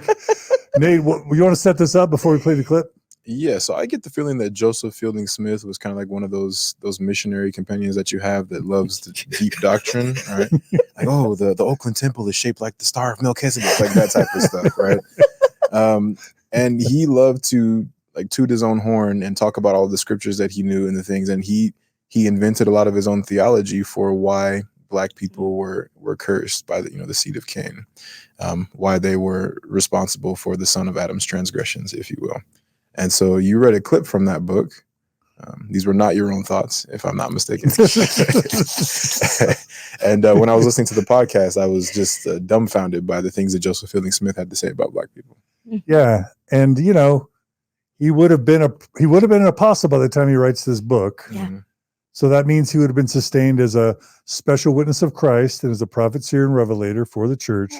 And Matt Harris's book notes that the first presidency asked him to write and publish this book. Yeah. Mm-hmm. And part of the reason was to just make it clear to everyone that, what the doctrine was. And Matt gives us examples of where the Way to Perfection was incorporated into official Sunday school and church curriculum. Yeah. So what you're about to hear is passages that became Mormon doctrine. This book was sold worldwide, 13 different languages. Yeah. And it wasn't hidden in the back of a website. It was very widely known and very widely read. And they stopped distributing it in the mid 80s? Yeah, I think so. Like not too long ago. Not too long ago. All right. So here's me reading from Joseph Fielding Smith's Way to Perfection. It's really ingrained into the church. And can I read one more passage from the book? Yeah. I just really want to drive it home. So again, this is The Way to Perfection. This was printed in 1970. So it's 14th printing, right? Mm-hmm. And I just have to read this. This is on page 43. And again, think about this as a book commissioned by the Mormon Church First Presidency, written by an apostle, the son of the prophet Joseph F. Smith, right? And used in Sunday school. Used in Sunday school. And yeah, used church-wide, in Sunday school, okay, for a long time. That the Negro race, for instance, have been placed under restrictions because of their attitude in the world of spirits, few will doubt. It cannot be looked upon as just that they should be deprived of the power of the priesthood without it being a punishment for some act or acts performed before they were born. So he's saying, hey, if they don't have the priesthood now, they must have been bad in the pre-earth life. Reason, that's the only conclusion we could arrive at with reason. Not that the band is wrong, but that they must have done something bad in the pre-earth life. He goes on to say, yet, like all other spirits who come into this world, they come innocent before God. I'm way too happy about so that. far as mortal existence is concerned. And here, under certain restrictions, they may work out their second estate. Goes on, if they prove faithful in this estate, without doubt, our eternal Father, who is just and true, will reward them accordingly, and there will be in store for them some blessings of exaltation. Can somebody tell me what some blessings of exaltation means exactly? It's not like full exaltation, all the blessings that it's like, if they're really good in this life, they may get some of it. I'm sorry, I'm acting a little bit sarcastic, but like it, later the church is going to issue a very controversial gospel topics essay, which is something you've covered on Mormon Stories, where they're going to basically just say all the, opinions of the past were folklore and they were just the opinions of the leaders. No, this is books commissioned by First Presidency members, written by apostles and sons of prophets, established as curriculum and used for half a century in the church. That's not just little rumors and opinions of some men. All right. So what's That was Nate? great. Nate, what's wrong with that? Well, it's just so comforting to know that if I'm really good in this life, I get to be a slave to Brigham Young in the next. That's just You get some blessings, Nate. some of the blessings, of the which blessings. probably includes being a servant. I don't know, a ministering angel. I don't know what that looks like, but to say, it's few will doubt that this is the case, that Black people had to have done something bad before, and that's why their skin looks like this, and that's why they're in this plight. It's just it's a very white supremacist mindset, which is the product of the time. However, to be speaking for God, because there's no doubt, there can be no doubt, like he was asked by the First Presidency to write this book, and Dr. Harris talks about how when the brethren had questions, or when they needed a scripture for something, or when they needed some kind of doctrinal backup, they would always go to Joseph Fielding Smith and say, hey, what's the scripture for this, or what's that passage in the Bible that talks about this, or in the Doctrine and Covenants that talks about this. And so they went to him specifically because they trusted him and they respected him as someone who understood the teachings of the church, and they knew that he could weave a story in a way that would be well accepted for generations to come. And so that's what he did. Summur-Rayn, anything you want to add? No, I 1,000%. I mean, that's the thing, is Joseph Fielding Smith wasn't just some guy. He was supposed to be the most authority within the church, within the leadership. Yeah. And so it's problematic. It's problematic when you say, we can't find doctrine, so let's just make sure we solidify it as doctrine, instead of just saying, you know what, we can't find that it's a revelation, so maybe it wasn't. Yeah, and we know that he knew, because the book tells us he knew that they couldn't find a source for the revelation, and that he wasn't sure it was doctrinal in the 19 teens. The other thing that the book mentions, or Matt mentions, is he knew about Elijah Abel before he published this book, and he intentionally leaves that out. So he knew Joseph Smith ordained Black men to the priesthood, and then he intentionally leaves that out of the book. Isn't he the one that said that it was a mistake? It later on, wasn't it Joseph Fielding Smith that said it? That he said Joseph Smith didn't mean to give Elijah Abel the priesthood. Also, Matt says that he had the theory that there were two Elijah Abels. Oh yeah, that was another one too. There was a Black Elijah Abel and a white Elijah Abel. Did you hear that, Darren? That was really. What's that, Darren? Yeah, I had to sit down and ponder on that one for That's a ponder. Why do I ponderize it? You had to ponderize it. You had to ponderize that one. Wasn't Joseph Fielding Smith also the one that took the Joe Smith's first vision and hit Yes, he comes upon an inconvenient version of Joseph Smith's first vision, the 1832 version, that's totally different from the official 1838 version. Yeah. So he rips it out of the journal and hides it for several Hides it. decades. I mean, if you were to look up "lying for the Lord" in the dictionary, Says Joseph Fielding Smith. Joseph Fielding Smith is there with jazz hands. I mean, With come jazz on, hands. with jazz hands. Lying for the Lord. Lying for the Lord. I mean, it's so problematic. But Yeah, man. And he's like, he becomes prophet. Like he literally becomes prophet of the Mormon church. Yeah. Eventually. All right. It's funny when you look at Darren. if you contrast him with Brigham Young, right? Brigham Young's pronouncement: "If no man said it before, I'll say it now, doggone it." You can't hold the priesthood. Then you look back, fast forward to Joseph Fielding Smith's ridiculousness. Another kind of a pronouncement made in way to perfection. Is incredible what church leaders did to justify this stuff, man. The backflips they did, and I don't know if they certainly didn't know. The consequences of their actions, but man, when I listen to you two talk about this, John, I'm sorry, I'm kind of disassociating right now.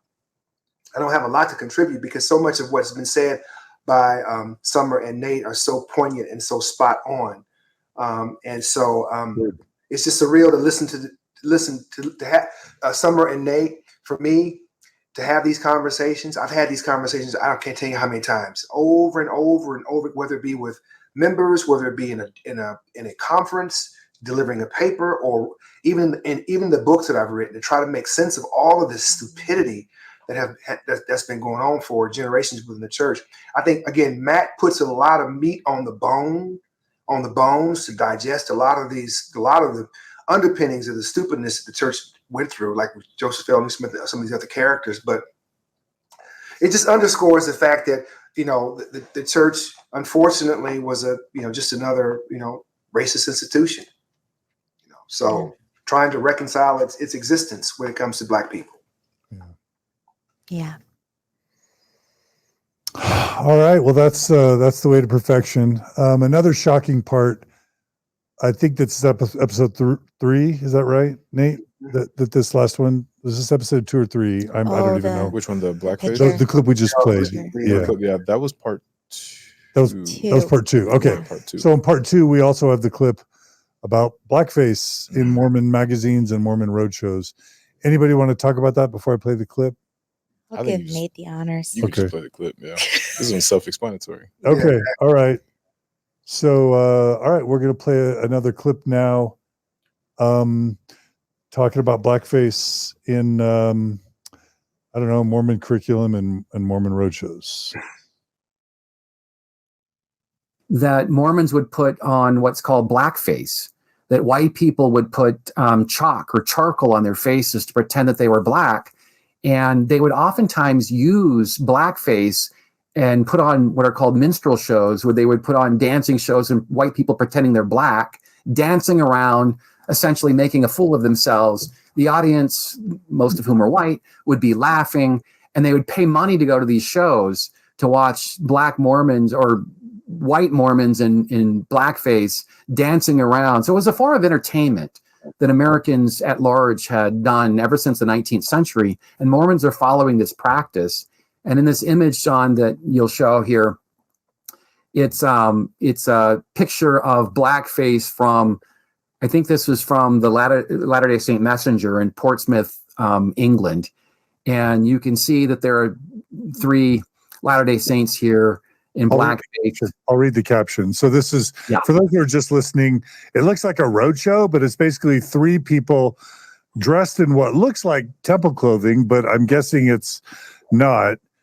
But they're doing some sort of art performance in blackface with just white around their eyes and their mouth, but the rest it's totally black. They're wearing some sort of baker's cap with aprons, which is weird. But the caption says 3 N-word minstrels from the Portsmouth MIA Roadshow, which was supported by members from the Lee Park and Gosport Ferrum branches. And again, what publication is this published in? I think this is the Latter-day Saint Messenger and Advocate, if I recall. It's an international church magazine. And around what year do you think? This one right here was 1963. Whoa. Yeah, and so this had been going on. This had been going on. Pictures like this ever since the 1920s. And when I shared one of my dear friends who passed away a year and a half ago or so. His name is Armand Moss, and for your Mormon listeners who may follow Mormon racial history, they'll know his name. Anyway, he was a sociology professor at Washington State University, professor of sociology and religion, and he retired to California. Anyway, so he wrote some great work on race and Mormons and also other topics over the years. Well, I had Armin, before he passed, he read about 6 of the 10 chapters of this book. And when he read this stuff here, he wrote me an email and he said, Matt, I'm afraid to admit this, but I remember in our California ward, so Armin would have been working on his doctorate degree at Berkeley at the time in the late 60s when he lived in Northern California. And he said, I remember in my California ward that we would do fundraisers with Blackface. I am ashamed to admit this. This is 1969, but we did it. All right. So I think folks get a sense for that. Nate, you start. I can't imagine any fundraiser that is more successful if you wear blackface, but that's interesting to me. But even more so than that, the fact that those 3 individuals were printed in a church magazine, I think again that just kind of goes to show, maybe it was a little less sterilized than it is today. I know they just recently got rid of the ensign, is that right? Or they renamed it, yeah. So maybe it wasn't quite as manicured then as it is now. But still, the fact that you would have that in a church magazine, that sends out the message to whoever reads it that is okay and that's a part of church culture, right? And that's acceptable. And that was 1963. So those people are still alive. Like there were primary kids there who are, probably bishops and stake presidents now. And maybe maybe some of them have gotten rid of those ideas, but a lot of them probably haven't, because those things that you learn as a child, they tend to stick with you. So if you're learning that stuff like that is acceptable as a kid, that shapes the way that you view the world. And, so it's that influence is still very much alive today, within the LDS church. Summur-Rayn. Yeah, I just keep thinking product of the time, right? And American culture. I mean, we know what blackface is, not because Mormons did blackface in a magazine. It's because it was a thing that they did since, like Matt Harris said, the 19th century. The problem is this is supposed to be God's church, led by God, his one and only true church. So, that's where it becomes problematic again. If we can say, well, you know what, this was a mistake, this was just the times, this is what everyone else was doing, that's one thing. But when you say that these are prophecy or revelators, they should know better because God should be telling them. And there are people during that time that are saying this is wrong. It's not everybody is saying blackface is funny. There are people during that time, contemporaries, that are saying this is wrong, this is harmful, these are tropes. There are groups of people that are saying this is wrong. Why are we, as members of the church, not part of those groups? Why is the church leaders constantly behind when it comes to these issues? So that's all I have to say. I just think it's very sad. And it's awful that it ever happened in a Mormon ward or publication context. But the Civil Rights Act of 1964, was, so that predated some of these roadshows by 6 years. Like Martin Luther King emerges in the mid 50s. So the fact that these were existing 15 years after the emergence of Martin Luther King is just another level of just unbelievability. Well, if you've got church leaders that are saying, in essence, separate but equal. Yeah. I mean, that's what they're saying. When you're saying no interracial, anything, dating, marriage, anything like that, stay separate. We know there is no such thing. If you're equal, you won't be separated. So, I mean, it's easy to say civil rights 64. So why are they still? It's because they still believe that Black members are inferior, which is why they want us to remain separate. And we'll cover at a future episodes. Matt covers very well how Mormon church prophets, seers, and revelators fought Martin Luther King in the civil rights movement. Let's bring Darron in to comment on the Blackface part of the book as well. You know, I just want to go back to what harking and to what Nate said. I mean, this just really underscores the deep-seated racist educational experiences that Mormons, white people in general, have had. Mormons in particular have had to struggle with since the inception of Mormonism, particularly with the leadership that really shows just the degree to which they're willing to capitulate to prevailing public domain racial tropes that are in existence. And so but I know we're talking about Matt's book and all that, but my issue is that this whole affair and the influence it has on African Americans and other Black people who are members, who are coming in, some of the first to come into the church, and how they had to reconcile these horrible notions about themselves. That must have been really a head trip for all of us.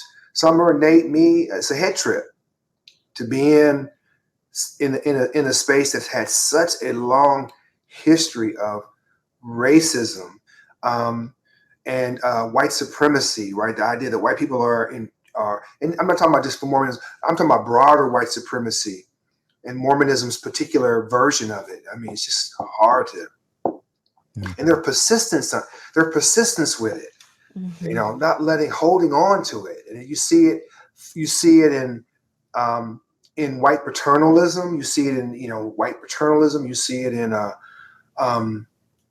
I've had people tell me, I mentioned earlier before we started this, that resurrection story that was told to me by a church member. And at the end of this unbelievable story of resurrection, something he found he goes, yeah. And Darron, you'll be white, when in the resurrection. I'm like, it was like the record goes off. I'm like, what? He said, you'll be white in the resurrection. I had to sit with that for a minute. Mm-hmm. Is this man crazy, or is this what the church actually believes? I mean, it's just a hard thing to have to swallow as a young dude. And they didn't tell me, like you mentioned, that missionaries didn't tell me anything about this. I remember they told me one night I went tracting with them, proselytizing with them, and they told me, they stopped the car and said, Darron, we want to talk to you about something. Elder so-and-so and I, just feel that we need to tell you this. I said, what? Tell me what? They told me about the priesthood ban and all that, Black people. Yeah, I was 15. I didn't really understand the implications of all that at the time. And like Nate, I just accepted it on faith and just moved on with it until it started to surface. So Nate, you said something earlier. You accepted much of this on faith and just put your head down and drove forward. But people continue to remind you of it. Mm-hmm. And so it continued to surface at every turn. And at some point you have to address it.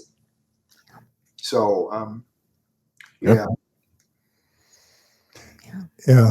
I thought of this earlier.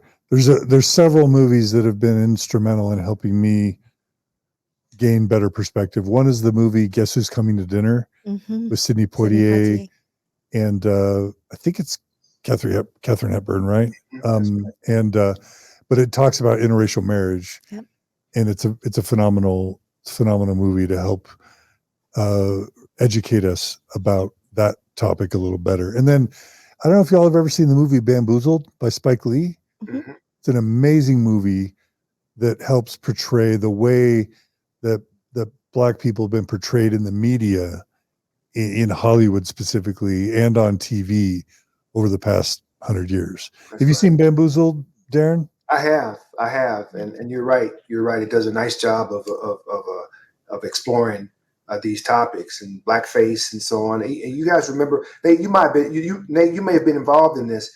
There was some brother that was walking around in blackface who was a member of the church or something like that back in a couple of years back.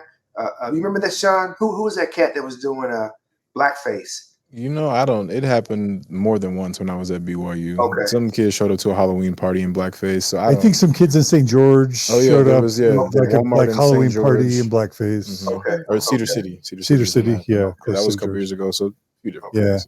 Yeah. Mhm. Anyway, check out Bamboozled. It's a John, great- and didn't you do some study, John? John, you worked on something back in the day. In the work that you were doing, collecting data on something, I can't remember. You came across some really interesting things about race that you shared with me, and I cannot remember what it was, but it was pretty profound. Man, I'm rusty on that, so I'm gonna have to go back and look. Yeah. I apologize for that. No Anyway, worries. Yeah. There's also another movie called Imitation of Life. Yeah. It's from a long time ago, and it gets into race passing, which is when you are light enough or have certain features that you can pass as white. And it really dives into the girl looks white, but her mother's black, and just the struggles that happen with that. It's called Imitation of Life. It's a deep movie. That's a painful one to watch. It's painful, yeah. Very painful. we'll have Julie add all those to the show notes. Thank you for sharing. Okay, so yeah, don't do, if you ever have the impulse to do blackface for Halloween, don't do Please it. don't. Please don't do it. Yes. Do yourself a Members of the favor. church, that's not a good thing to do. So stop it. Yeah, don't do it. Okay, so Nate, the next thing that you mentioned was from episode 3, which is around one big hero that emerges. Go ahead, Nate. I was gonna say, if you want, we could skip that one and move to the other one, but it's Bruce up to you. McConkie. Yeah. Yeah, let's do I the kinda- Bruce yeah, I'd McConkie rather because do he that really one. wants to talk about that one. Okay. Yeah. Well, I do want to make sure people check out that Lowry Nelson episode because he was a real legend. Just really quickly, one We're sentence going to on talk Lowry. about Lowry Nelson. I love to talk about Lowry Nelson. Yeah. Just Maybe that was my next first- time. We can cover it next time, maybe. Yeah, we can do that. Yeah. I'll just say that was my first time learning about Lowry Nelson, but Same. I was fascinated by him and by the work that he was doing. Calling out the brethren at that time was, it was respect to him for being able to do that and have that correspondence. But also that correspondence kind of shows the state of the church and where the brethren were at with race. And it was just basically just like a bullheadedness, refusing to give it, and refusing to just take stock of what was going on around them, read the room, and see that times were changing. It's still that same way now, except with the LGBTQ community. So Just the idea of like the church wanting to send missionaries to Cuba, but they only want to find the white people in Cuba. Yeah. But it's not just the white people. They need to find the white people with no drops of African blood.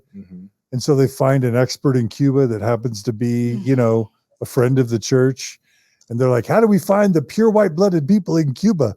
And he's like, I have an idea. How about don't go to Cuba? Because that's super offensive and racist. Yeah. Plus, no drop of African blood is not a thing. And like and it's unchristlike. And he goes and he tells the first presidency, stop this. That's In right. the 40s. Yeah. Like it's not like they weren't put on notice. Lowry Nelson puts the first presidency on notice, and their response is to warn him to back down. And then they double down and issue their first presidency Letter. Yeah. affirmation that the priesthood ban's doctrinal in 49, and they don't issue it publicly. They just keep it private and they just share it with like what a legend. And then Lowry Nelson turns around And goes to the media. and publishes. Goes to the media. He's like, you know what? These private letters aren't working. So, I mean, it's interesting that I know the NAACP had gotten involved at that point. And when I say got involved, they did their editorials and they spoke about how racist this was and why people should, how Black members were being treated. And I don't remember what editorial, but they talked about it. And then Lowry Nelson said, I'm going to go ahead and blow this open with the media. I mean, he was one of the first activists, one of the first allies for Black members of the church. Yeah. Darren, we got to give you at least a minute on Lowry Nelson. Well, I came across Lowry Nelson's work several years back, and I was blown away by it. I just didn't know that there was such a figure that existed in the church, but he was really inspirational. In fact, you say something, John, in one of the episodes that I was listening to, I can't remember if it was one or two, where you talk about that could have been that the processes that occurred with Lowry Nelson and with Heber Meeks and the first presidency could have really been a turning point for the church in its beliefs. Had decisions been had something during these exchanges actually took Lowry Nelson's advice about the changing times, but they dug their heels in, man. That's what it's been like every single. They dug their heels in on these beliefs, but I think that we need more Lowry Nelsons in the church, more white people to stand up for justice and to break free from the shackles of ideological slavery. And we just don't get that very, very much in the Mormon faith. I think there's a reason for that.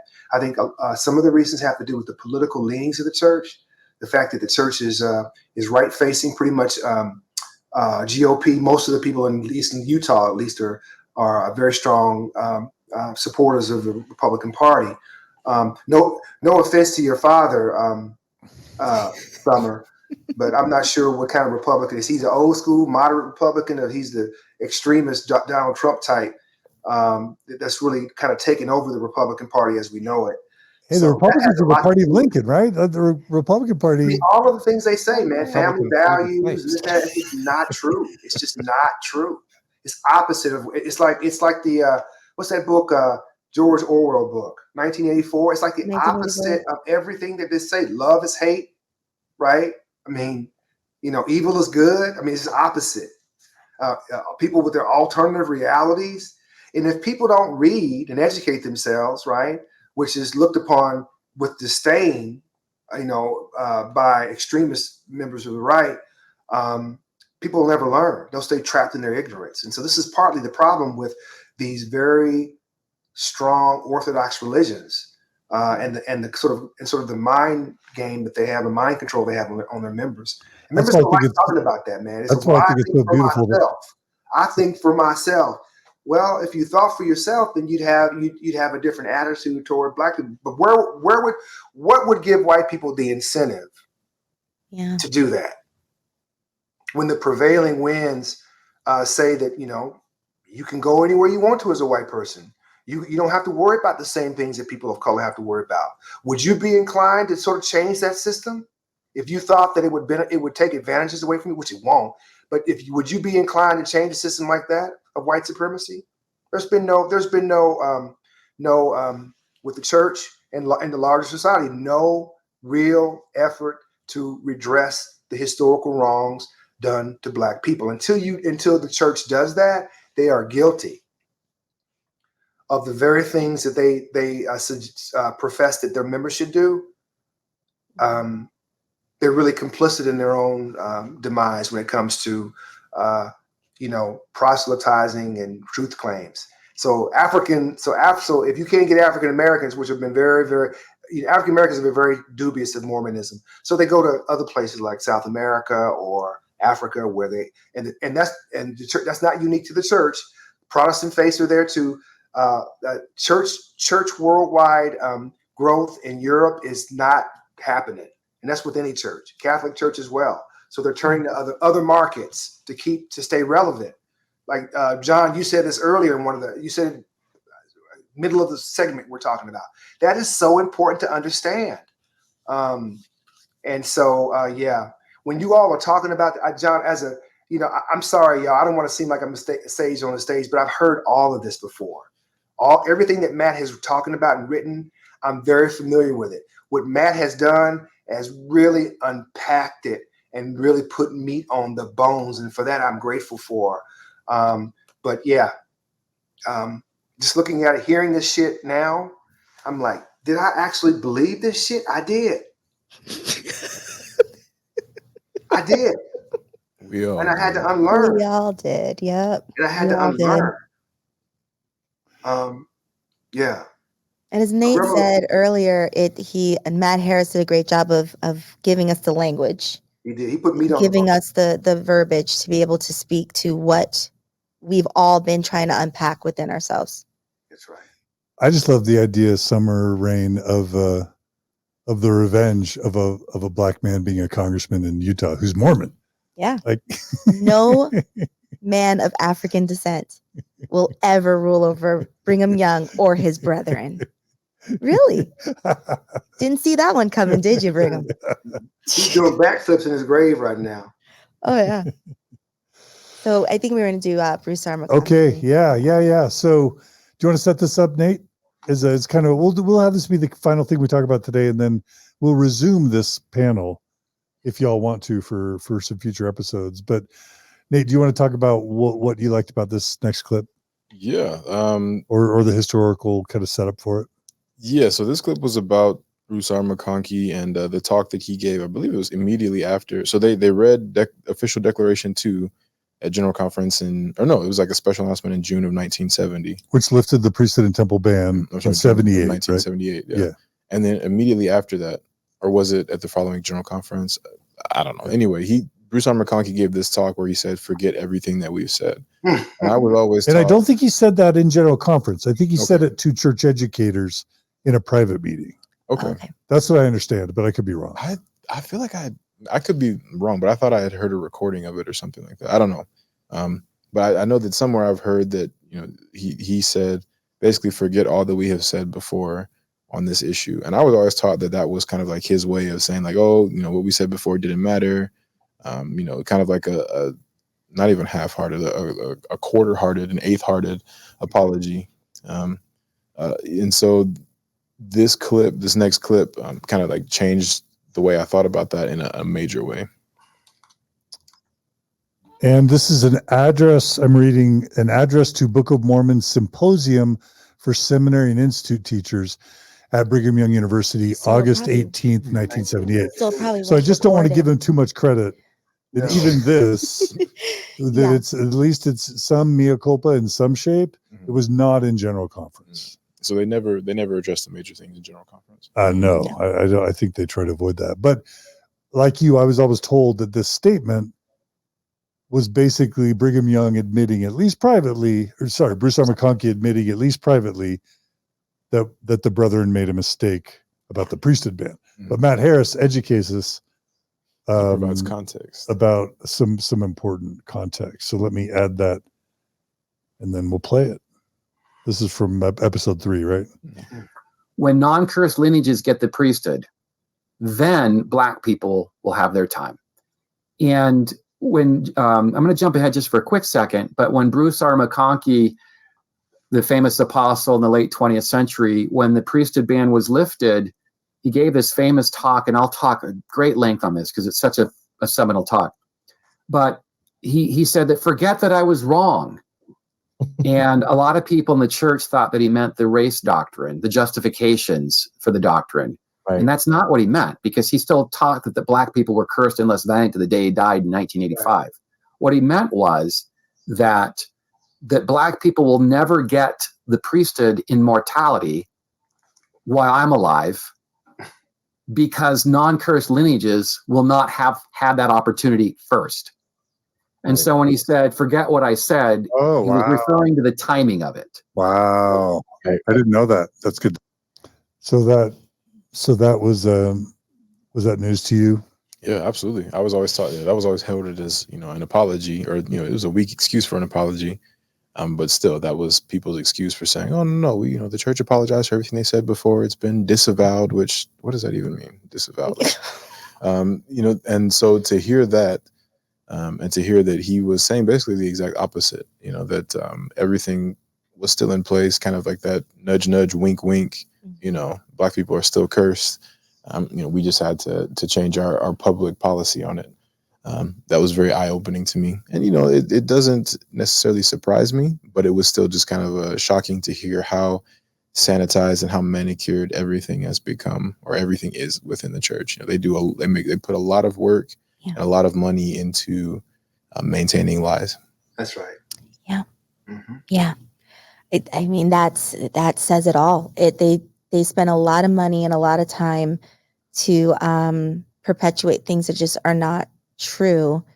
And then the question is, why don't you just acknowledge? I mean, they just said they disavow, and I just have such an issue with disavowing something that you're not taking accountability for. It's like you, John, saying something and me saying I disavow what John says. I don't know where it came from. I don't know why John thinks the way he thinks, but I'm going to say we disavow it. It's disingenuous, and I truly wish that leaders understood the amount of healing that would come just by acknowledging and saying we were wrong. This happened. It wasn't an opinion. It was doctrine. We were wrong. It was not God. God is, not racist, and we do not believe these things anymore. Instead, they dug their heels in and said, "No, this is the way we are." Yeah. So, and I think that these statements, remember, they weren't speaking to black people; they were speaking to white saints. Right. So, And only the church educators in private, right? Yeah. Yeah. Right, Darren? yeah. What's interesting too, y'all, is that the church Mormonism was considered a distinct racial group, right? They were considered outsiders, castaways, and they were racialized. Mormons were racialized. Y'all remember that? Y'all don't know. Read Paul Reed's book about it. But and yet there was no. They can't translate that experience into other people's experience in a meaningful way. I think they're blinded by their own the mythology of Mormonism. They're blinded by that, and the blind obedience to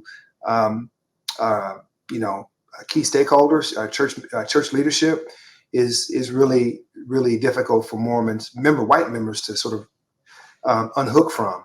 I mean, for them to unhook from Mormonism is a whole. And John knows this quite well. It's a big issue when you have generations who are involved in all this shit. But it doesn't do anything for us as black people. So what we do is we just leave and do our own thing. I noticed Nathan has a cross around his neck. Oh no, this is an ankh. Or whatever that is. What's that again, brother? Show me what that is. It's an ankh. It predates the cross. It's an Egyptian I symbol. thought that was a cross, but I can't see worth a damn. So everybody expresses their spirituality. Oh my God, y'all.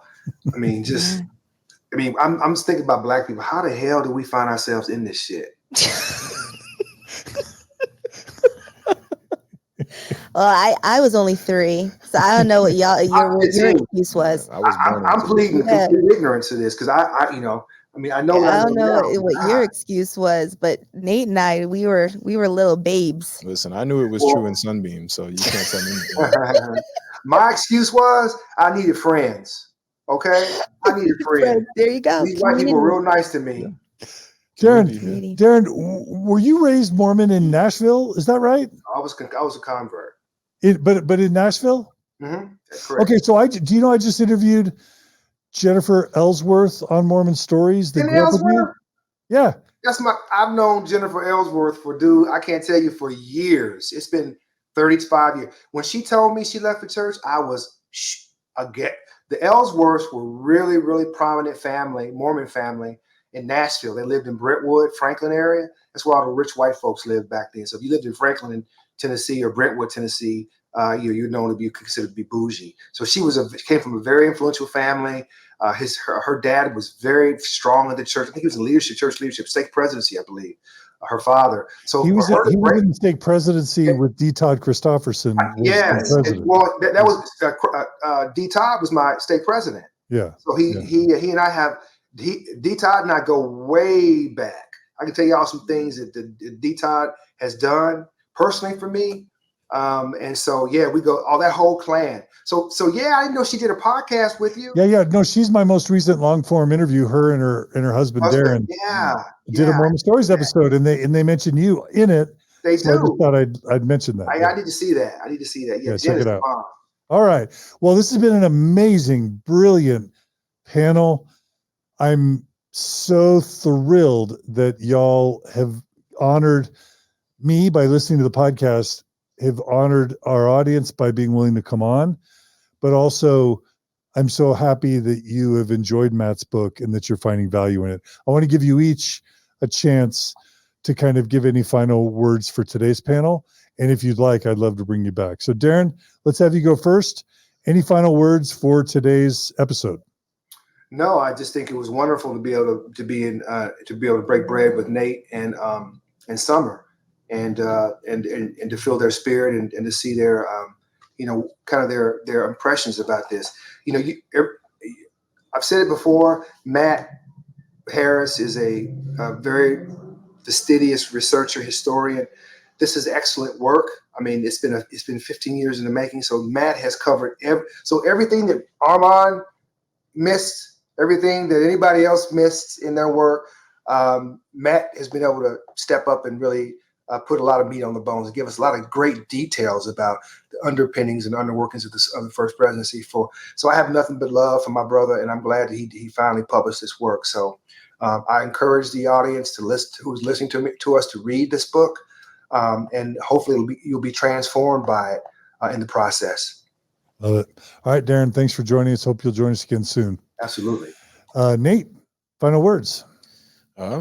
Just happy to be on the podcast. It was good to hear the thoughts and feelings of other Black Mormons, ex-Mormons, right? That's always great.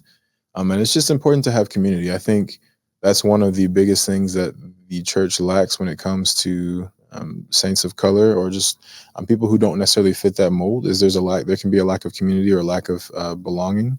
That's definitely something that I struggle with, like all growing up. And so I think, even there would be so much more love and goodness, and not to say that there isn't, but there would just be so much more in the church if they would just be honest about their past. If they could address that, then they would be able to open up to a whole new demographic of people, right? Because there are people out there, Black people, like, Darron mentioned, he was looking for a community when he joined the church. There are still people out there like that, and they'd be able to find that community within the church. But it's finding that community, and then once you get in and you learn all of those dark things in the past and that history that isn't addressed and those underpinnings that are still prevalent among members of the church, that's what drives people right back out again. And so I think, I hope, my hope for the church in the future is that they will open their eyes and learn to see other people and not expect people to fit into a particular mold. And John, we appreciate you letting us come on this podcast and be uppity. My pleasure. Thanks, Dave. All right, Summur-Rayn, you get the last word. Just to piggyback, I'm so grateful and honored to have done this with Darron and Nate. It's been an amazing experience with you guys, and I'm so grateful for that. I want to say thank you to John and Matt. For me, growing up, my father would always talk about, I am a representation of the Owens name, and I take that seriously. And so when I walk around and say that I'm a member of the church, or before when I was still believing, I took that seriously. And I am grateful for people like Matt who want to make sure that we are informed as Black members of the church and we know the history, because we are representing.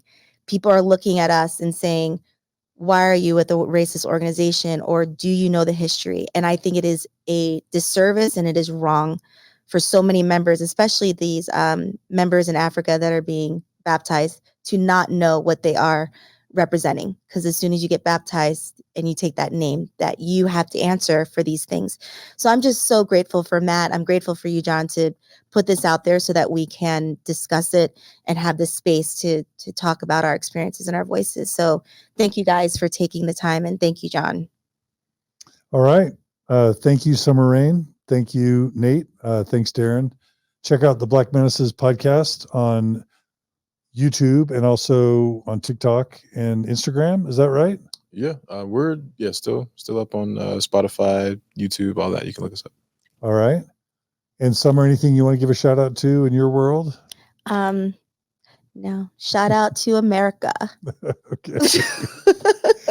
Yeah. Absolutely. Go America.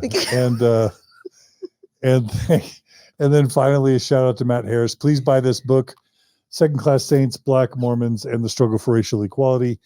Please donate to this episode to allow it to continue, to this series. You can go to donorbox.org/Matt Harris. Like 60 of you have donated, and I know tens of thousands of you have watched. So if like another 50 people could become monthly donors at like $10 a month, come on, y'all, $10 a month. We'll get this series finished and we'll pay Matt what he deserves for his participation on it. Anyway, thanks again. Check out this series on Spotify, on YouTube, and on Apple Podcasts or wherever you get your podcasts. You can watch it as a playlist, a standalone playlist on YouTube, on the Mormon Stories Podcast YouTube channel, or you can see it as a standalone podcast on Spotify or on Apple Podcasts. Be good to each other, be kind to each other, and we'll see you all again soon on another episode of Mormon Stories Podcast. Take care.